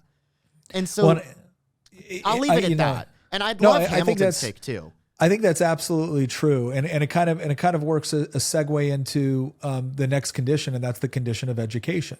Well, hang on 1 second, Nick. I think Hamilton wanted to. Oh, sorry. Go ahead, Hamilton. I really wanted Hamilton's take on this because he's really into the whole content creation. Yeah, field. go for it. Well, I think we've made the mistake along the way of allowing YouTube, the whole big tech, to convince us that it's impossible for conservatives to perform online, gain a voice, build a following, and also build something that helps you make a living at the same time. But I don't think that's the case anymore. I think we've even seen YouTube back up some of their anti-conservative policies related to J6 in the last couple of weeks, actually. But talking about Rudyard, shameless plug, if you haven't already listened to the episode that we published with Rudyard last week, it was a great episode. Go watch it. But I think, for years, Hollywood was very, very good at the art of subtlety. And that was laying the foundation, laying the groundwork for liberal ideas, left-wing ideas to take hold in a major way through the school system and everything. Imagine if your kid's going to school, hearing their teacher subtly pushing a leftist ideology, then they go home and watch a cartoon or a movie that does the same exact thing. At some point, they're going to think that that is a natural idea for them to hold, and it's just not true. And I think I'm really excited for what Christian and Cody and I are doing with this YouTube channel. Christian kind of dropped that a little bit sooner than we were planning to. But I mean, it really is the time for people who have conservative ideas and principles to find things that they are interested in, whether or not that be history or homesteading or the arts or something that other people are interested too. We don't have to just connect over our political principles. We can connect through our interest as well. And so I think it is imperative that conservatives and people that are liberty-minded see this time an opportunity to walk outside the confines of conservative content, find things that they're interested in, meet other people online with those same interests, and serve those people with good content that's entertaining, that isn't doomsday content. You know, Christian is our resident doomer, but he's not always going to be. So yeah, that's what I'd say about it. Well, and I think it's interesting. If you look at, like, I remember growing up watching John Wayne, loved watching John Wayne. If you watch John Wayne right now, you'd I mean, you probably think it was a right-wing propaganda piece, but it was just the exemplar of kind of, various themes of honesty and loyalty and working hard and facing down danger despite the odds and all of those things, which are all things that culturally on the right we genuinely appreciate. And I do think that that's something where, again, it's that subtlety. Like, don't make the title of your movie or your show, I mean, unless that's the purpose of it. But when we're talking about entertainment, as Christian said, and I've said this before, don't write the elephant into the room, right? Like, oh, here I am as the Republican alternative, or here I am as the conservative alternative. How about this? How about you just tell a good story with good themes? Because that's what resonates with people, right? Ultimately, when you look at the cultural conditions within our country right now, there is the cultural conditions that we tend to, hold up and elevate as the bedrock of our country. It's not so much rooted, or maybe it's increasingly become, and maybe that's part of the problem. So much of it has become rooted in this idea that that America is our politics. And that's not the case. That was never supposed to be the case. It was never supposed to be thinking of America in terms of politics. What attracted people to the United States and the reason why they came here was not because they were going to get to vote. What they loved was the idea that this was a place that they could raise their family, that they could have their farm, that they could start their business, that they could do all of these things, and the government wasn't going to constantly impose itself on them.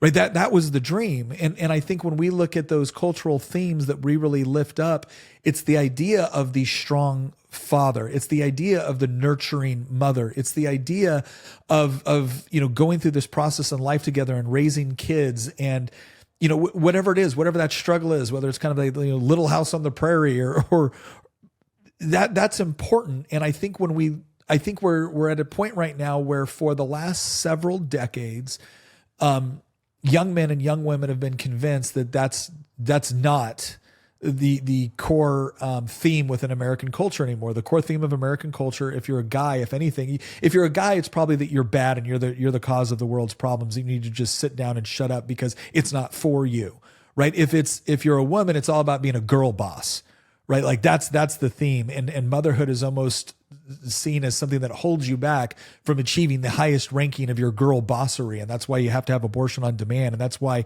these mean patriarchal males, don't want you to have abortion rights all the way up to the point of birth because they want to keep you down. And, so we've been fed this cultural narrative that the sexes are actually in opposition to one another. And that, when it comes to those, that concept of the traditional family, that's oppressive and that's patriarchal. And look, this is straight out of Marx. Marx believed all those things. And then you look at the whole component of sexual identity, and that being something where that's now paramount. That's the core component of your very existence, is your sexual identity. It's not believing and living in something bigger than yourself, right? You are the top of Maslow's hierarchy of needs. It's you. That's it. You and your goals and your ambitions and your truth and your identity. Okay, well, what do we offer in opposition to that? Well, no, it's you are, like, our thing is, you're beautifully and wonderfully created in the image of God, and that's a wonderful thing. But you also have obligations. You also have relationships. There's such a thing as called honor and integrity and honesty and fighting for the things that are important, and building up a family and building up a legacy within that family. And I would say that when it comes to the larger, the current cultural conditions versus the ones that we want to see, I think people are starving for it.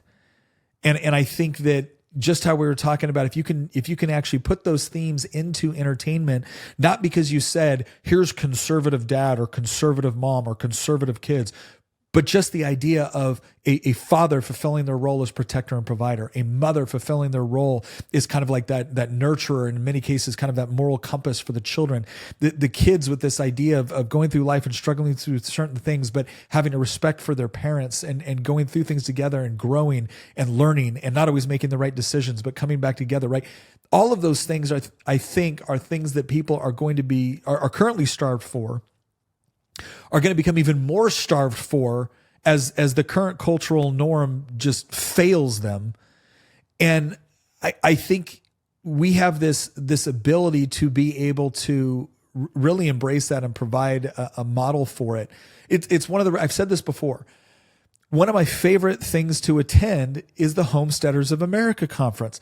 Not because I'm like the best homesteader out there. I am not even by far. Like I am such a novice at all of it.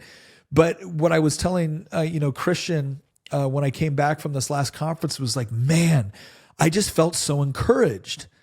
And I didn't feel encouraged, simply because someone had a better method for, raising pork or planting tomatoes, although all that was there. I felt so encouraged because I was around so many people that even though we had different backgrounds, even though there was people there with different objectives or different life experience, I was around a bunch of people that I could feel wanted me to succeed. And I wanted them to succeed. Not because all of our vision of the future was going to look exactly alike, but because there were these common themes and common respect for the different roles that we were all trying to play. And the idea is that none of us were there to try to figure out a way to compel everyone else to do what we wanted. Nobody was there to try to impose a particular way of doing something. It was more of like-minded people coming together and saying, yeah, we're all trying to figure things out. And some people were there and they had 1,000 acres, and some people were there and they were growing strawberries on their apartment balcony. But everybody was just adamant about, yeah, I want to be more resourceful. I want to be able to take care of my family. I don't want to be so dependent on institutions or organizations which seem determined to fight me at every step of the way or to influence my children in ways that I don't think is healthy for them. And that sort of cultural meetup, right? Where we were sharing information and we were sharing knowledge and to some degree we were sharing, entertainment, and we were breaking bread with one another. Man, it was, I just felt rejuvenated after that weekend. And I think culturally, one of the things that needs to happen is instead of saying, well, the way that we're going to change the culture is we're going to elect the right people and we're going to pass the right laws. No, I think what's going to happen is you're going to live your life in a way that produces the sort of results that everybody is looking for, but can't seem to find in all of the bill of goods they've been sold. And Yes. that's going to have an enormous impact. I mean, I think it was Yuri Bezmenov who once said that, people who don't want to be subverted won't be. Yeah. And that, that's ultimately the biggest defense against subversion. When he was giving some of his lectures in the 1980s, warning about, the active measures and some of these tactics that the KGB were wielding against the United States in the open, but also secretly, basically the Gramscian model, right? Construct a counter hegemony against the existing one that doesn't suit your purposes. And they succeeded. The irony of the Cold War is the Soviet Union disintegrated, but that plan succeeded. Yeah. And the beauty of all of this, though, is that there's a simple solution to it, which is don't allow yourself to get sucked into it. Don't allow yourself to be subverted. And I think that cultural renaissance that we were just talking about is one of the best ways to do it. But I mean, I know that you have two other areas in there. Like I know that you wanted to talk about like finances and politics. And unfortunately, like we always have to fight in the political realm, even if we don't want to. It's an institution that you cannot walk away from. Like you cannot walk away from it.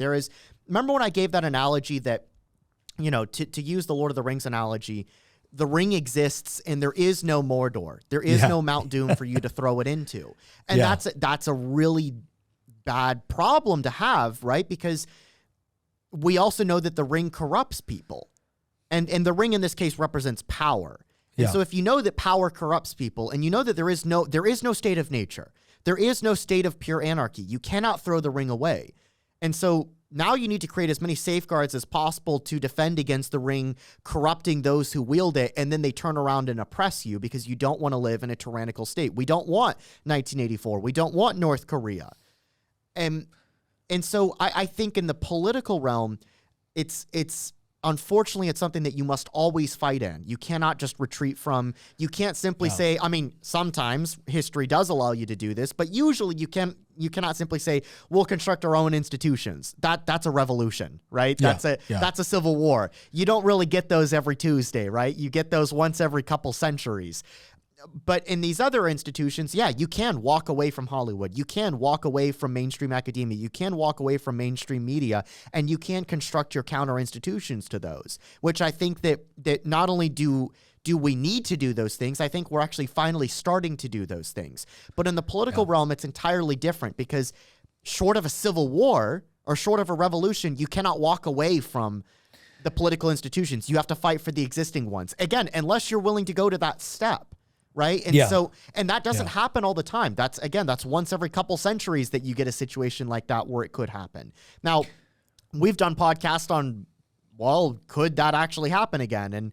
And I think the odds of that are greater than zero at this point. Usually they're close to zero, but I think that we're moving in a somewhat dangerous direction where it is a non-0% chance that, maybe people do walk away from the existing political institutions. But until they get to that point, you have to keep fighting within the existing structures that exist within politics. Well, and I think that's absolutely spot on. Spot on. I there's not a whole lot to add to that, except that I would say that, we got two other areas we're going to talk about, and that's kind of the finance and the education piece, and what are the areas economically and educationally that, what are the conditions and what are the actions that are needed. I think the conditions within politics is that, I mean, we have to admit the fact that both parties have been complicit in the mess that we're in right now. I think one of those parties by design, and the other party through whatever cowardice, convenience, comfort, whatever you want to call it. But I think that I think the current conditions is that there's going to be a major problems within the political realm that are probably so far advanced at this point that it's going to affect the economics of things, and we'll talk about that in a moment. But to your point, you still have to compete for those areas. The question is how do you effectively compete in them? And I would offer, I think the action that is necessary is that, one, you need to find people that genuinely believe in the things that we're talking about, right? It's not good enough for them to just check off boxes on a litmus test. By the same token, you also need people that you can trust to go down to a legislature, whether it be Congress, whether it be your state house, whether it be, your apart from a legislature, like a board of supervisors, school board. You also need to pick people that you can also trust to be able to maneuver in the moment, because so many things happen. We talked about this a little bit on kind of the laziness. There's a tendency toward laziness in some conservative circles where they just simply demand that you be able to do, well, we elected you, you're in there. Why isn't it done yet? Well, because I'm one vote out of 141.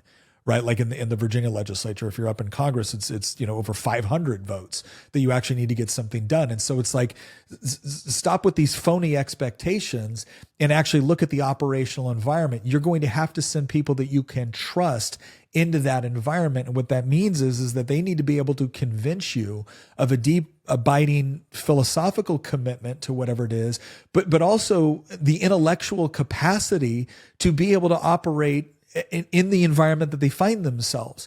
And unfortunately right now what we have a lot of times, and you've effectively referred to it as the surrender caucus or the suicide caucus. We have the surrender caucus, which just can't wait to fold on every issue. You have the suicide caucus that believes that there's only one tactic, and that's called a full frontal assault. And both of those lead toward or exactly what the the woke want, right? They want either pushovers or people that have no sense of tactics or strategy. And you have one side of the conservative side that is essentially bought on to big government republicanism that just wants to go along to get along as long as they're eating last. And then you have some supporters. Now, I'm not talking about the politicians. Now I'm talking about the supporters. And then you have other people that the only way that they know you're being honest is if you're engaging in full frontal assaults and getting butchered in the process. And the moment you say, hey, can we attack? Can we maybe attack on the flank? Well, that's just an indication that you're now one of these surrender people, right? You don't possess the proper courage, because if you did, then that full frontal assault would be successful. And so I would say on the action that's needed within politics are two things from an elected official component. Is we need people that actually understand that what is necessary is a significant reduction of government power and interference. And in order to get those sort of people, you need an electorate that is willing to say, yes, I understand that a lot of these feel-good programs are just not sustainable, and the second and third order effects of their existence are problematic. And it doesn't mean that we don't want to take care of elderly people. It doesn't mean we don't want to take care of children and make sure they're educated, but it's properly recognizing that, yeah, the government was not the proper mechanism to achieve these things. And so we're going to have to elect people that know that can effectively articulate it. And then you're going to have to properly back them up when they do it. But you're also going to have to understand that depending on what state they're in, right, or depending on the operational environment that they're operating, you're not going to get everything that you want overnight. So that's what I would say. Politicians who understand it can strategically think and can operate in a difficult environment, but can do so where you can trust that they will do the right thing. From the voters' perspective, you need to find those people, properly vet them, but then also trust them in the environment that you're sending them. Trust but verify, right? There is a tendency to move in a particular direction that is dangerous, or the surrender caucus, right? But don't allow for that. But by the same token, don't automatically assume the worst of them, especially if they've demonstrated that they can be strong in difficult times. And then the other thing that I would say that it's incumbent upon us on the political side is don't become dependent upon the very government programs that you're asking them to essentially roll back. Because that's the other thing I've seen a lot of is people will get to a point where they say, well, yeah, I want all this other stuff gone, but not this one. I don't want this one gone. This one benefits my business, or this one benefits me because I had to pay into this, or this one is, well, no, I really need the government to run education because I can't afford. Don't do that. Look for ways to become independent of those very government programs that keep you trapped and keep you electing the people that aren't willing to actually do what needs to be done in order to get the government back to the size where it isn't so powerful and can't control every aspect of your life. Because the old Thomas Jefferson quote, I believe it was attributed to Jefferson, holds, and that is, a government big enough to give you everything you want is also big enough to take away everything you have. And if you're not willing to understand that is the nature of power, then you're constantly going to find politicians that think they can wield the ring, right? Well, it wasn't that the power is corrupting. It's just we didn't have the right person to wield it yet. No, the very nature of it is corrupting. Don't allow the government to do things for which it is not suited to do, and will only corrupt to your eventual detriment. So I think that's the conditions and the actions that are needed, both from our elected officials and also us as voters. And that leads me into that second point on the economic side. Look, I'm going to tell people right now, becoming financially independent, I think, is going to mean something different than what is meant in the past. In the past, financial independence kind of exclusively meant that you specialized in a particular area, and therefore you had enough money to not have to worry about a 9-to-5 or making your house payment or whatnot. I think that still exists. I think it's still going to exist to some degree. But when I look at the monetary policy of this country, when I look at the way that woke progressive politics, woke progressive financing is pushing us, I think part of the reason why people have searched for alternatives to the typical model, whether it was fiscal policy, monetary policy, I think the reason why they're looking for kind of alternatives to that is because they've realized it's become problematic. It's because they've realized that with a couple of pushes of the printing press, you can wipe out someone's savings. with a couple of, bad mismanagement, you can have companies that were valuated at billions of dollars all of a sudden overnight become completely bankrupt through bad monetary and fiscal policy. You can have government programs that you thought you could rely on for your retirement all of a sudden no longer be there or not be there at the degree that you thought they would be because of poor government mismanagement. Maybe you thought you were going to be able to maybe you're fine financially, but all of a sudden, the cupboards are bare at the store because of supply chain issues or because of the way that the government has mandated lockdowns or whatever else it might be. And so I would encourage people, if those are the conditions, right? And I do believe that economically the conditions are going to get worse from an inflation standpoint. There may be some temporary reprieve, but I think, look, we have crossed so many lines with respect to the way the government spends money and the way the government gets money to spend that we have to acknowledge that there's going to be some pain, and financial independence or just independence in general is not just going to be, I have more money in the bank or I have a good 401k, because I think people are going to be surprised at how quickly that can go away. The real question is going to be, do you exist in an economy where you have things of value, both from a property perspective and a skill set perspective? And do you exist in something of an intentional community? It may be family, it may be church, it may be, a local intentional community. Do you have something to where if they shut it down or they confiscate your bank accounts like they've done to people, do you still have means to be able to feed your family? Do you still have means to be able to, change and trade and exchange with other people when they arbitrarily took away your license, right? Or fired you because you didn't take a vaccine? Do you have skill sets that are still marketable in a very real sense, regardless of the arbitrary rules placed on our economy? And here's what I would tell you is that I don't say that to scare anybody. I say that because I think we've seen examples of where it's become a practical reality, but I also say it as something that in some way is kind of, this is going to sound weird, it's kind of exciting. Again, it's one of the reasons why I've really appreciated the homestead community, and it's not entirely because of raising your own food or growing your own food. It's because of some of the other people that I've gotten to meet and I've gotten to know, whether it be on the healthcare side, whether it be on other skill sets when it comes to carpentry or plumbing or electrical, people that have tangible skill sets that have value regardless of what the government tries to say or do. And I think genuine independence, or at least resilience, is going to come not just from having a big bank account or a good 401k. I think it's going to come from developing necessary skill sets, not because you're going to completely wipe out the grocery store or anybody else, because you can now grow and raise your own food. If you want to do that, you can, great. I'm not advocating for that. I'm just saying that I've actually got a great deal of contentment and excitement, as well as entertainment and relaxation from the process of learning how to do various things that have value regardless of what happens in the economy.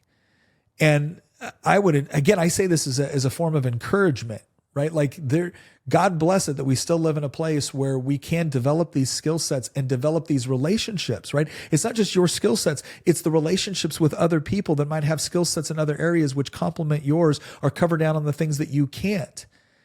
And so I think that's going to be, again, from a cultural perspective and from an economic perspective, I think it's going to afford us the ability to, once again, to be able to become closer with our families, closer with our friends, not just because of the bonds of family or the bonds of friendship, but also because it's going to provide us an opportunity to exchange and work with other people that we care about, that we know care about us, and to be able to engage in that kind of economic environment, which I think it is not only potentially beneficial right now, but can come in really, really handy if all of a sudden you find yourself on the wrong end of the latest government shutdown or the latest government edict.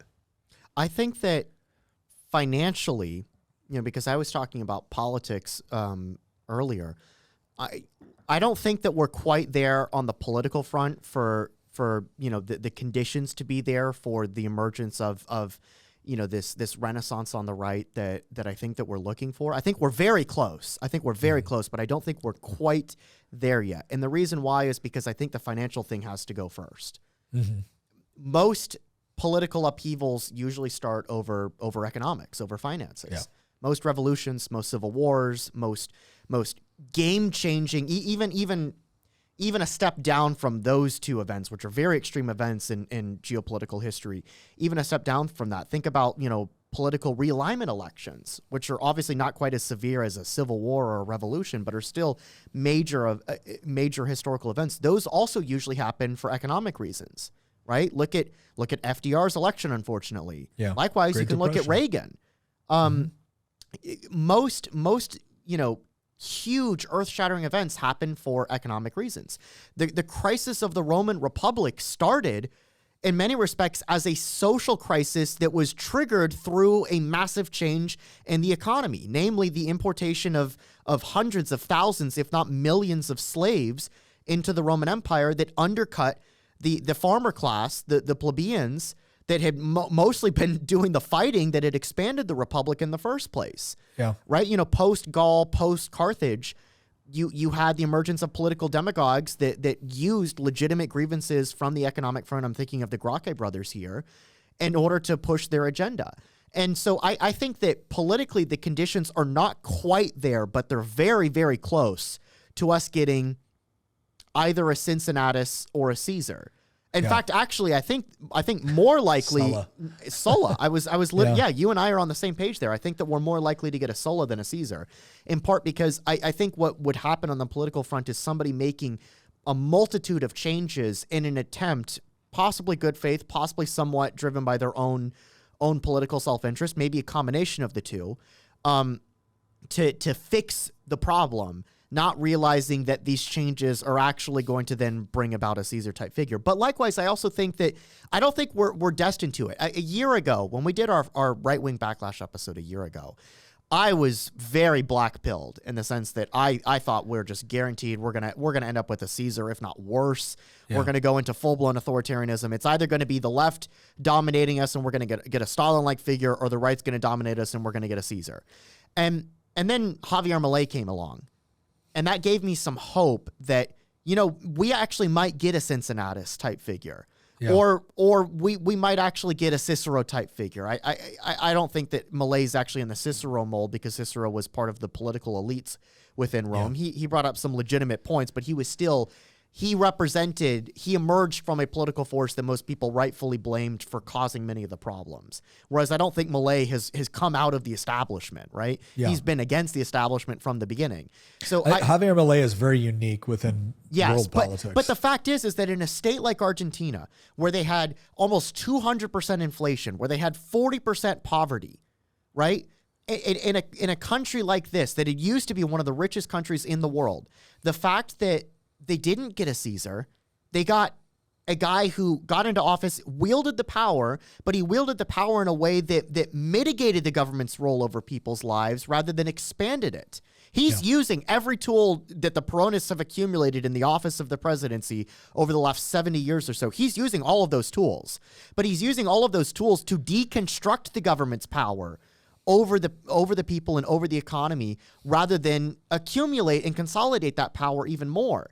And so that's what I mean by a Cincinnatus type figure, a guy who's willing to use the tools. Unfortunately, this is where the Tolkien analogy kind of breaks down, because Gandalf talks about how he can't use the ring for good because the ring is Sauron. In our case, the ring is power. And it's not that the ring is conscious in of itself that it is Sauron. What it is that the power corrupts people over time.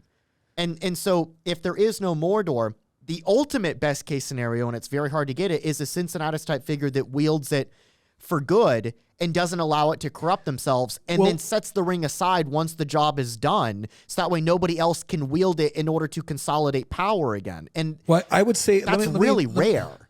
Let me say one thing on that I think is a little bit different, because remember, Cincinnatus, he wielded power, but he actually wielded power within the structure for which it was intended. So that's where I think the difference is, right? That's why I wouldn't say this is about wielding the ring as much as I would say that it's like, no, he's still doing it within the structure that exists. I almost think of the ring as something that's perverse in its very nature, right? And that's why it's inherently corrupting. And I do think there's a distinction. I don't want to go too far down like Lord of the Rings lore. I get what you mean. I mean, to use the analogy, to use something that's not an analogy, Sulla would be an example of going outside the system in an attempt to fix a problem, and then not realizing that that by going outside that, because he went outside the system big time, right?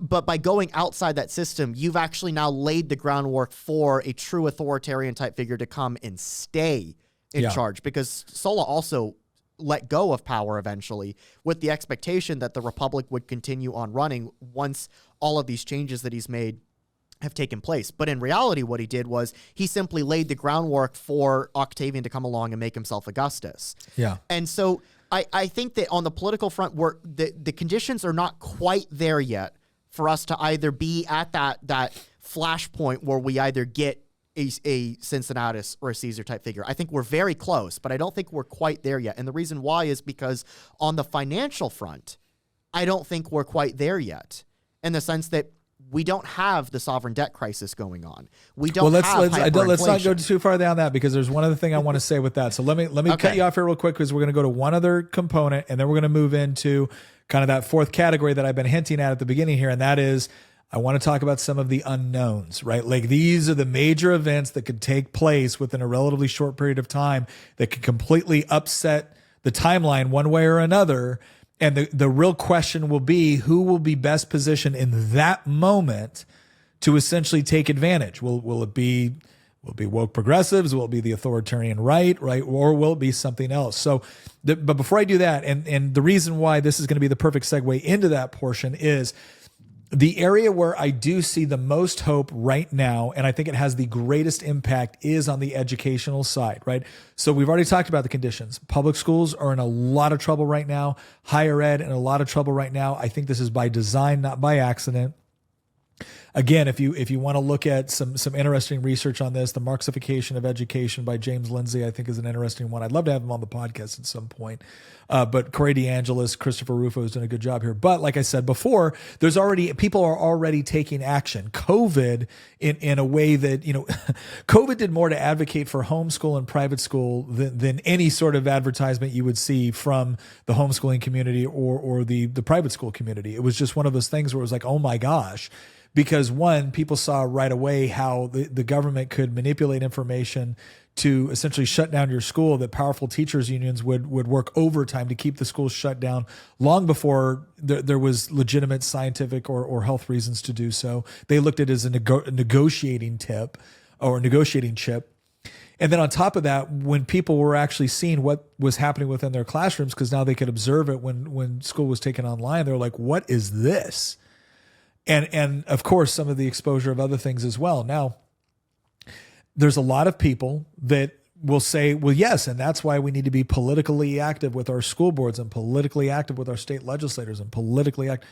Yes, not disagreeing with that. I'm just telling you it's not sufficient. It's not even close to being sufficient. Let's say you're the best advocate in the world and you get your entire school board changed out, and you're in a place like the Commonwealth of Virginia where local school boards have a great deal of authority. Great.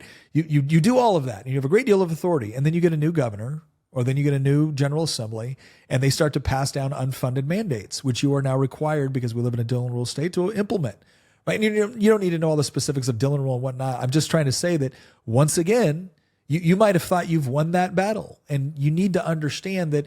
I use Idaho as an example. Idaho has an incredibly conservative state legislature. They passed all the rules that you would think you would want to see in order to prevent some of the garbage that was going on in their public school system. And then James O'Keefe rolls in there with a hidden camera, and the next thing you know, they're still doing the same stuff they were doing before. They're just calling it by a different name. And the reason why is because in many of these institutions, and I'm not trashing all teachers, I'm not trashing all administrators, I'm simply saying that in many of these cases, they have been educated in a higher education setting, which is used the pedagogy of the oppressed and critical pedagogy, and the idea that, education is just another front on this war to be able to try to open kids' minds to the notion of the horrible white supremacist, patriarchal, capitalistic systems, which are, hurting marginalized peoples at the expense of the oppressor, or at the benefit of the oppressor. If even a small fraction of your teachers and your administrators have bought into that worldview on some level, well, then pass whatever laws you want. If they still believe it's their moral obligation to make sure that this sort of interpretation of reality is getting through within the classroom, then they're going to do it. And again, one of their favorite things to say is, well, show me in the curriculum where that exists. And what you start to understand when you look at things like Paulo Freire, who pushed pedagogy of the oppressed. It's not as if they're setting up, a high school textbook on how to push Marxism. All right, it's not like that's what's going to get adopted within your classroom. No, it's going to be very, very different. They're going to go through and they're going to ask students to consider certain words and consider certain things, and they're going to ask certain themes, and they're going to add a political component to that theme, and then they're going to have larger discussions. And the next thing you know, your kid's going to be coming home repeating things or believing things, not because it was there on page 67 of the textbook or page 4 of the syllabus, but because it's an integral part of the way that teachers have been taught to think about their role as educators.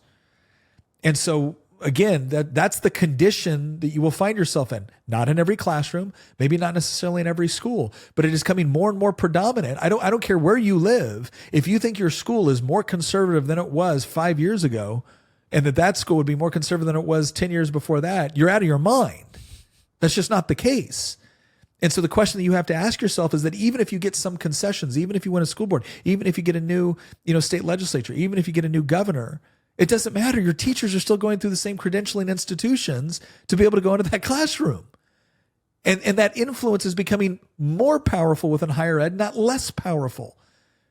And so even if you do get meaningful change along the political aspect, it might not amount to much when it comes to the classroom. But the good news is, right, those are the conditions. The good news is there are more actions that you can take than ever before. There's more resources available to you than ever before to be able to homeschool your kids or be able to put your kids in a co-op. And there's a lot of people that will say, Nick, we can't afford to do that. And I understand that some people may be within that, may be there. But I will say this, please understand, when we started homeschooling, it's not because we were wealthy, right? There were sacrifices associated to choosing homeschooling as opposed to a different mechanism or method. There were things we didn't get to have, trips we didn't get to take, a house that we would have loved to have that we didn't get. But again, all I can tell you is the benefits that we have realized from being able to have that additional time with our children more than makes up for whatever we might have sacrificed in order to have that. And there's nothing more wonderful and nothing you will appreciate more than to watch your children. Again, my oldest is 21, my next is 18, my youngest is 16. But to watch your children have a good relationship with you, a good relationship with each other, to be able to effectively interact, to be confident in what they believe, not simply because mom and dad told them to, but because they've actually gone through the process of studying it themselves and looking at it and being able to discuss these things in a safe environment where we still challenge them. And so I would just tell you, again, if we're talking about an action that is probably more valuable than I would argue anything else we've talked about, because here's what you need to understand, and please hear me when I say this, because I get people all the time going, stop telling people to take their kids out of school. That doesn't help the schools. Your kid's job is not to be a positive benefit on the school. Your kid's education is supposed to be a positive aspect for them. And you can take control of that in ways that you probably never imagined, because in part you've been taught to believe you can't do it. You don't possess the requisite education. You don't possess the requisite finances. I'm going to tell you right now, with probably very few exceptions, there is no resource that they are getting within a public school right now that is worth the price you will pay, both for the sort of socialization they are getting within government-run schools, as well as some of the stuff that is showing up within their school libraries and their curriculum. I don't see any advantage that they are conveying that is worth the cost of the other things that they are currently being exposed to. And so take control of that back for yourself and for your family and for your kids. Because again, here's the other thing that is wonderful that you're absolutely going to love. We've got an episode coming out here shortly with Matt Boudreau. Matt Boudreau, he was in the school system, right? He was a principal. He was in higher ed. He did all of the things, and he looked at it. And when he was starting to have kids, he's like, I'm not subjecting my kids to this. And he started to come, and he asked some of the best questions and offers some of the best solutions possible for parents, whether or not you can afford something, relatively expensive, or whether you're at a point where it's like, Nick, I just need what I need in order to try to get by, in order to make sure that I can help my kids with their education. Because I am telling you right now, 50 years ago, it would have been so much harder to get 10 years ago, it would have been harder to get all the resources together. Today, it is easier than it has ever been from an educational standpoint. I realize that for some people financially, it's very difficult to maybe only have one income. But all I would say is before you allow yourself to be convinced that you can't do it or you can't afford it or the resources aren't necessary or you're going to set your kids up for failure, I would ask yourself this: who's convincing you of that? Because I've noticed in myself that the pressures to be able to say various things to other parents about maybe what college your kid is going to or what grade they're in or what they got on the last whatever test or whatever it was. None of that is worth, again, the value of that relationship and teaching your kids things like, honor and respect and genuine critical thinking and genuine entrepreneurship and putting them in a position where they feel confident about their future. So again, I would just encourage people to do that. And again, I'm going to hijack that one because we got to go to our last phase. Yeah, I was about to ask you, what do you mean by unknowns? So here's the unknowns, and the unknowns are all, obviously we've predicted various things about things like sovereign debt crisis and what that means, because there are certain things that can kick things off in a way where all of a sudden this goes into hyperspeed and the conditions change rapidly overnight. And the question is okay, what happens under those conditions? And, how do you position yourself to be in a position to be able to take care of your family? And again, potentially help, save your community, save your state, save your commonwealth, save your country, etc. So I want to throw out, I want to do a couple unknowns. All right. So the first unknown, and I want you to speak about this, Christian, because you talk about this, is like the economics is what takes civil disobedience to revolution, right? When you can't put, when not only can you, not put the food, but you can't even find the food, things can go really, really bad, really, really quickly as soon as people start to get really, really hungry. So when we talk about I want you to briefly explain what is a sovereign debt crisis, right? Explain it to me like I'm 10, right? What's a sovereign debt crisis? And what do you see? How do you think people, basically prepare to go into that situation and come out the other side, all right? So a sovereign debt crisis is basically the government's inability to pay its own bills.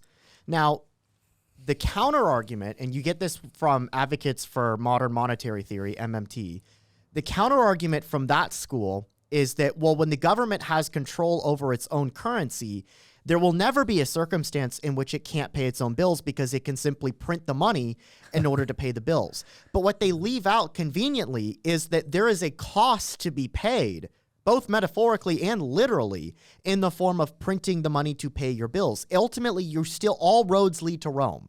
You're still going to get to a catastrophe. You're just going to get there through a different mechanism. So a sovereign debt crisis that results in default means that interest rates go through the roof and the economy basically goes kaput because the government has now defaulted on its loans, which is, the United States hasn't done that since like the Articles of Confederation and the American Revolution.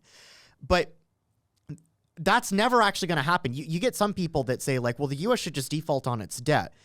Well, it never has to. First off, that would be a disaster. It would be a disaster for different reasons. But I don't even really want to spend the time talking about that scenario because that scenario will never happen because the United States does have a monopoly on its own currency. It'll just print more and pay it. It will simply print money in order to pay the bills. But what that does is that it increases the amount of money in circulation, which then decreases the purchasing power of the money in circulation. So let me stop you right here. So let's say that happens, right? We've gotten to a point where the government just defaults on its debt, and sure, it's printing more money and it's paying stuff, but again, it's whatever, $1,000 for a loaf of bread at this point, and so our currency is effectively worthless.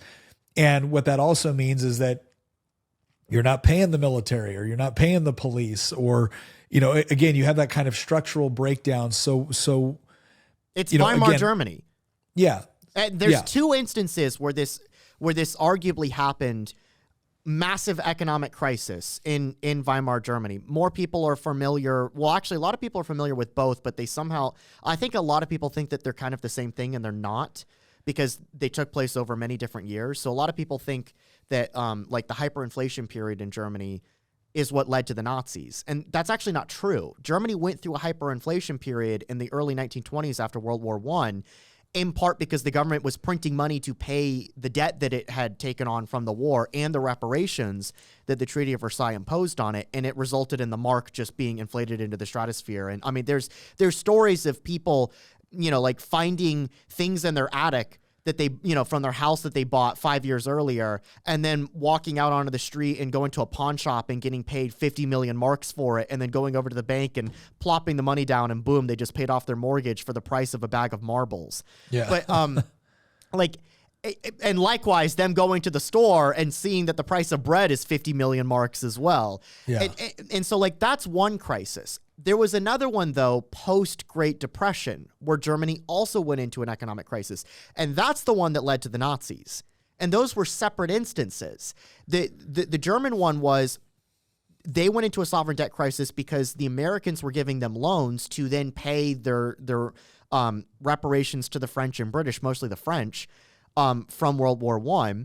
And, it was like the Dawes Plan and stuff like that. And what happened is that obviously when the United States fell into the Great Depression, there weren't a lot of American banks that were willing to loan money to the Germans. And so the Germans were unable to meet their debt obligations, not just the reparation obligations, but just any debt obligations. And the economy went into one crisis after another. And each subsequent chancellor of the German government had this idea that we're going to fix this problem. Like Brüning was really the big guy in all of this, where he called a snap election because he wanted to increase his parliamentary majority so that way he could actually do what he thought needed to be done and cut a bunch of government spending in order to deal with the crisis, because the SPD weren't willing to negotiate on cutting government spending. And unfortunately, in Brüning's case, his snap election resulted in the Nazis basically wiping out the opposition. And that just that set Germany on a path to utter destruction and tyranny. Yeah. Right. And so, I think that's kind of the point, right? Is that if you reach that sort of crisis, there's going to be a lot of people stepping forward with solutions. One solution is going to be, we just need to nationalize everything. The government needs to take over the economy, right? That's the leftist, that's the communist solution.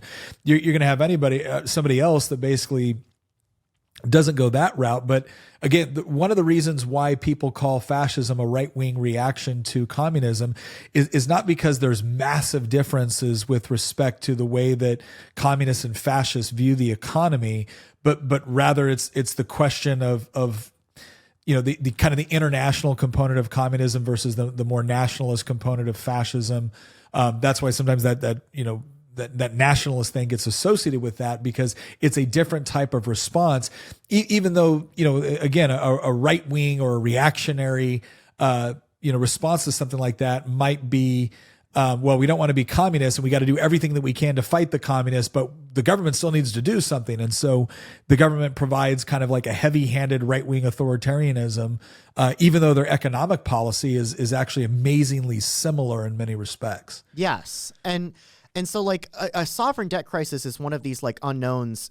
It's unknown in the sense that I cannot tell you when it will happen, but I can tell you that it is almost certain to happen unless something drastic changes at the federal level, which I think is very unlikely. Well, and I think it's also important to understand that the reason why the sovereign debt crisis gets so dangerous is because regardless of who's in charge, even if they claim to be from the right or they claim to be from the left, people's tolerance for a strongman at that point goes up quite a bit. And as long as somebody's willing to offer some sort of solution, or in some cases just make them feel better that it's not their fault, they're willing to tolerate quite a bit, and they're looking for scapegoats. They're looking for the bad guys, right? And it's not even scapegoats in this sense. Sometimes there are people that are genuinely responsible for it, but again, when people start to get nervous and hungry, bad things happen. Now, again, the good scenario is that if you do get to a position where it starts to get really bad and people properly diagnose the problem, right? That's where you get something like Argentina, where you get a Javier Milei. Now, again, I am very happy with what Javier Milei is doing so far and what seems to be the reaction from the Argentinian people. I am still, as always, I'm going to reserve final judgment on this because I want to see how they respond to Javier Milei, how Javier Milei responds. But so far, I think I think people are giving him the space and time necessary. And I'm not talking about like decades. I'm talking about years to be able to make some of these corrections, remove these regulations, and see the positive results. And that's where the opportunity is, right? The opportunity in something of like a really, really bad economic downturn is that if people have properly diagnosed the problem, right? Or even if, let's say they haven't even properly understood all the problems, but they've chosen the guy that doesn't want to give more government power, that has the authority necessary in order to reduce the sort of taxes, regulations, and government intervention that has been an absolute drain, a leech on hardworking people. They give that guy the power and they see the results. What's so beautiful about that is that they associate the positive results with the correct policies. Because unfortunately, a lot of times what happens is both Republicans and Democrats have manipulated monetary policy, manipulated spending policy in such a way to where they see the benefits one side and they say, oh, this must have been because of this guy. And it's not properly associated with the actual. One of the things I love about Javier Milei is that he hasn't just gone out there and said, I am responsible for X, Y, and Z. I think he's actually gone to the trouble of explaining both the problem and the solution. And so we actually have a chance for the solution to be closely associated with the person implementing the policies. And hopefully, I think that's the benefit. I mean, we got to move on to two more, but would you agree with that? No, I think I largely agree with what you were saying.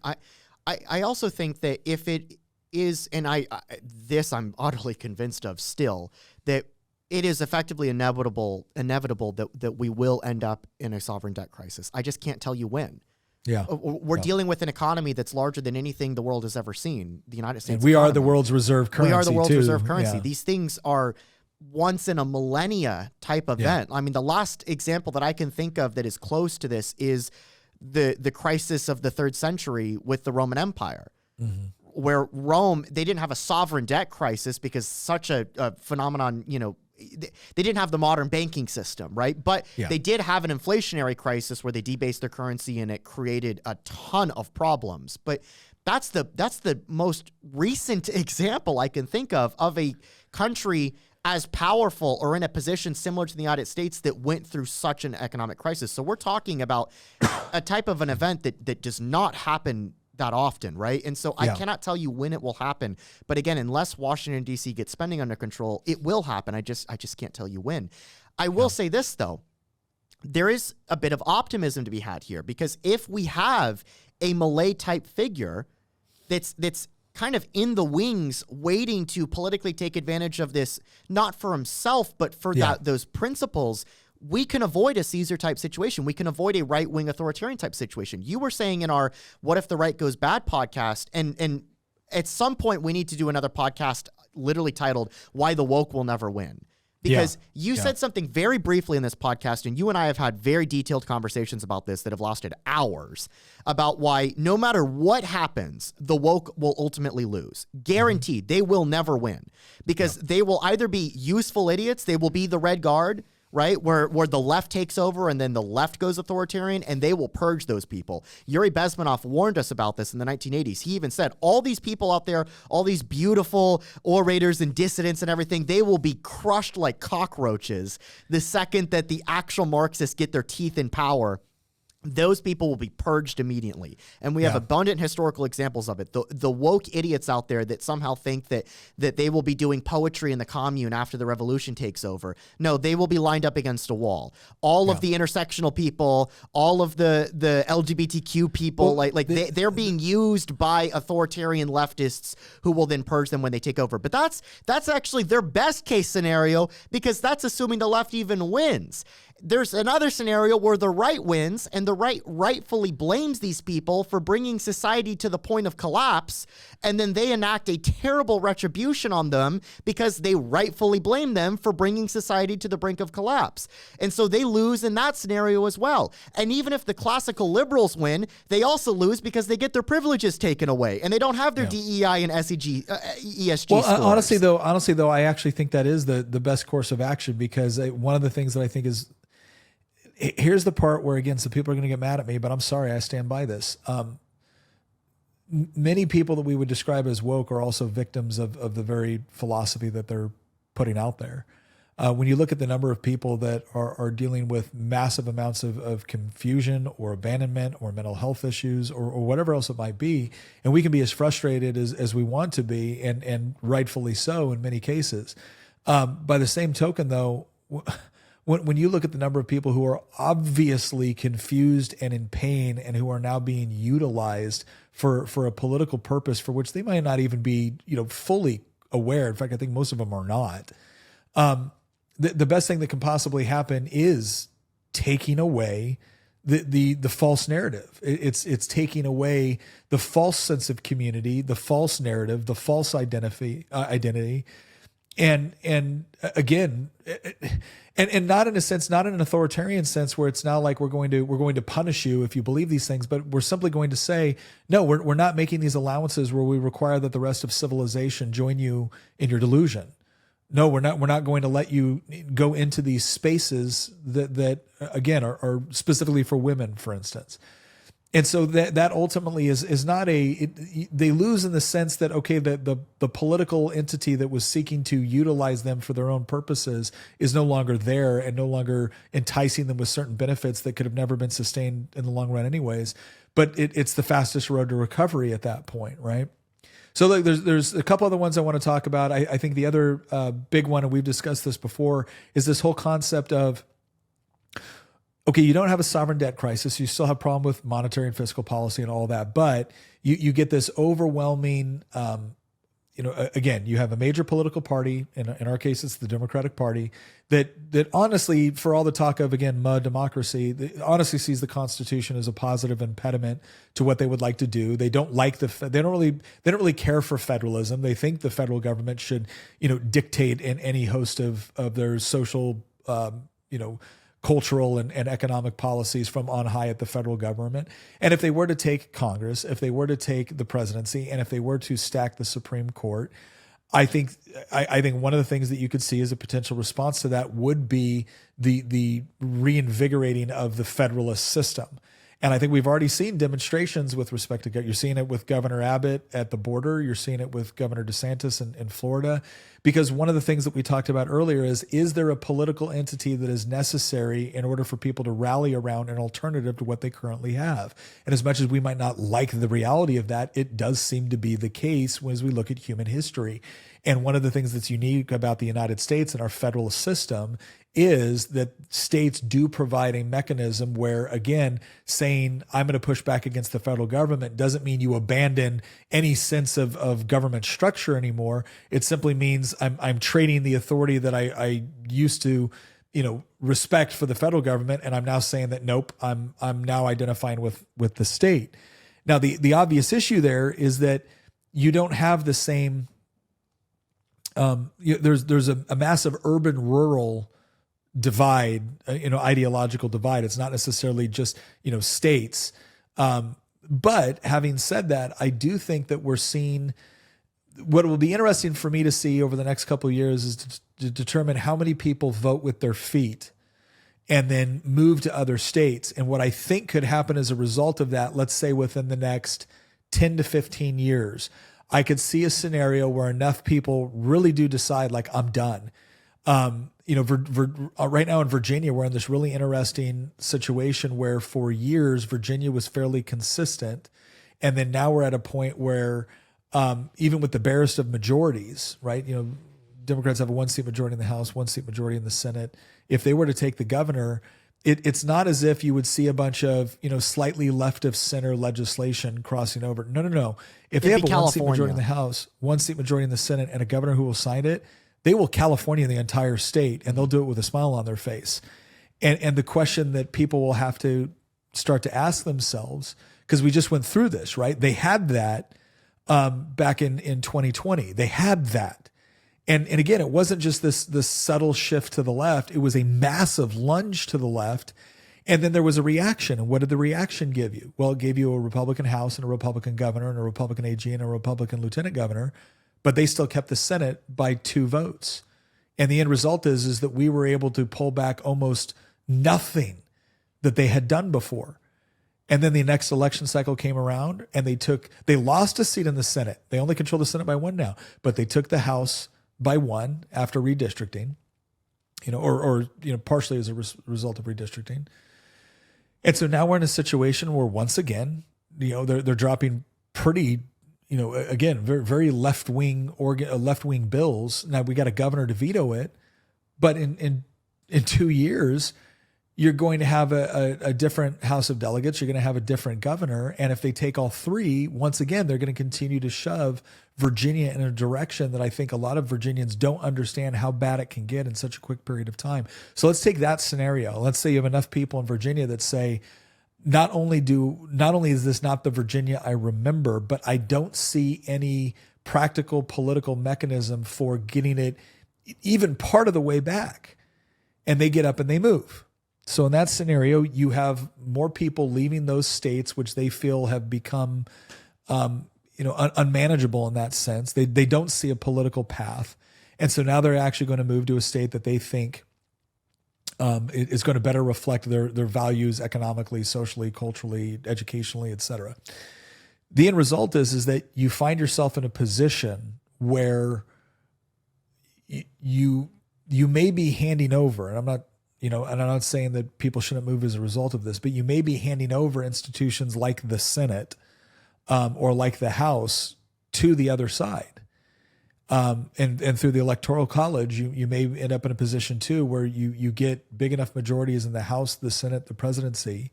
And if it's the sort of people like Gavin Newsom, they're not going to have a problem stacking the Supreme Court.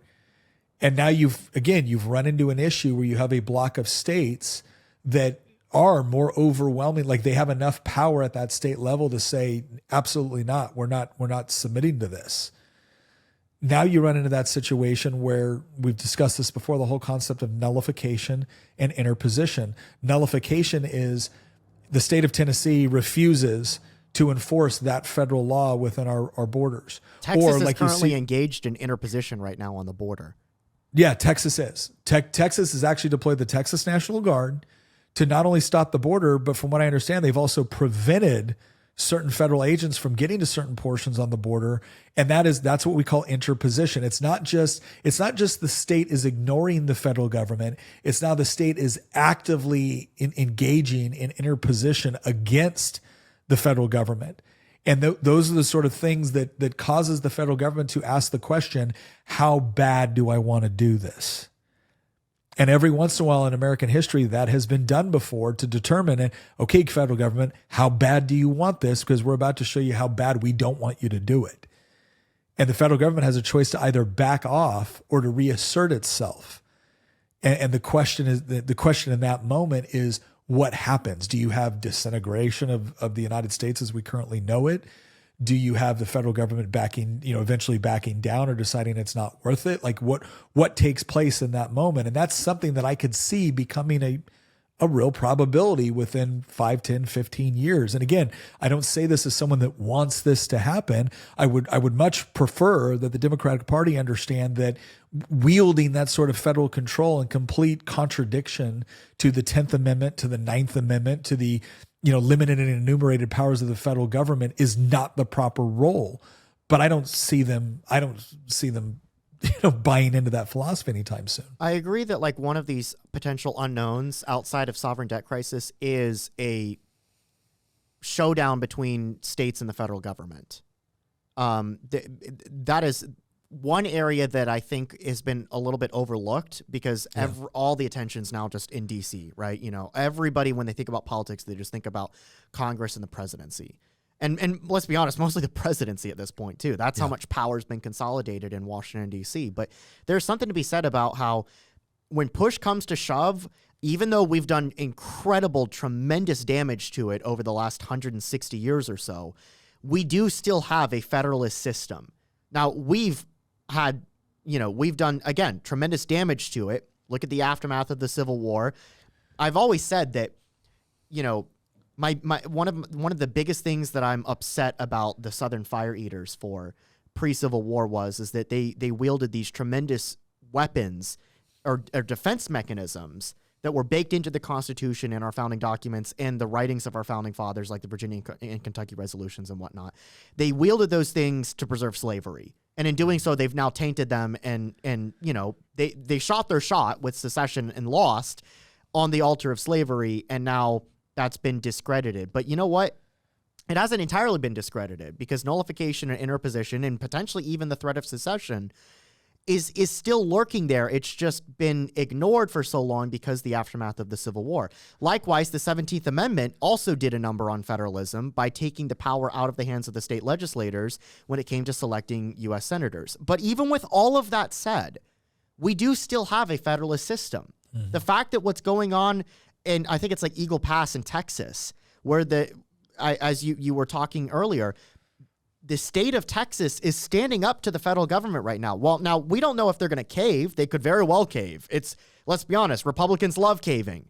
But so we don't know how it will end. But there is something to be said about how the fact that things like this are happening is indicative of the fact that, yes, there is a potential that one of these unknown events might not be sovereign debt crisis. It might be a state like Texas or Florida or Tennessee or Idaho or some very conservative state that has just had enough of this, decides to tell the federal government to go pound sand. And then the federal government gets to decide if they want to escalate or not. And if the federal government escalates and the state retaliates by escalating in turn, well, then things start getting a little bit interesting. And so I think that is absolutely one of these other unknowns. I also think that another potential unknown on the international stage is something like a war. Yeah. We saw what happened after the Russian invasion of Ukraine. We saw what happened especially after October 7th in Israel and Gaza. I mean, the mask came off on the left. We now know these people are lunatics and they're dangerous. And no, they openly will celebrate violence being perpetuated against a group of people if they think that group of people are oppressors. No, I mean, nothing is off the table now. They will hold rallies in support of the Houthis, for crying out loud, as long as it's against the people that we think are oppressors. I mean, that has really shown us to the degree of the madness that has now gripped the left. And so I think that another foreign event, flashpoint, terrorist attack, war, that is another potential unknown. There's so many things in play there, especially going on in Yemen with the fact that the Iranians are heavily engaged with the Houthis, the fact that Hezbollah has yet to necessarily go up to that point like the Houthis have in Lebanon. There's also the whole situation with Taiwan and China. It really is looking like, especially in the aftermath of the presidential election that was just held in Taiwan, where the DPP won again, a third term, unprecedented in the history of Taiwan post-transition to democracy, where a single party has won 3 presidential elections in a row. They're not about to join China, especially under a CCP rule. They don't even want to join China if China got rid of the CCP. Yeah. And so, like, they're inching closer to not declaring independence, because their position is, well, we already are an independent country, but they're inching closer to completely shutting the door to unification at all. And that is a red line for the CCP, because they claim the island. And now we can say whether or not that claim is bogus or not. I think that it's certainly bogus that the CCP claims Taiwan. I think that you could certainly make the argument that Taiwan is Chinese, but Taiwan does not belong to the Communist Party, and it never has. Yeah. But that doesn't matter. The fact is that it really is looking like, I mean, Xi Jinping came out and was like, it is inevitable that we will reunite with Taiwan. I will see it happen, or it will happen soon.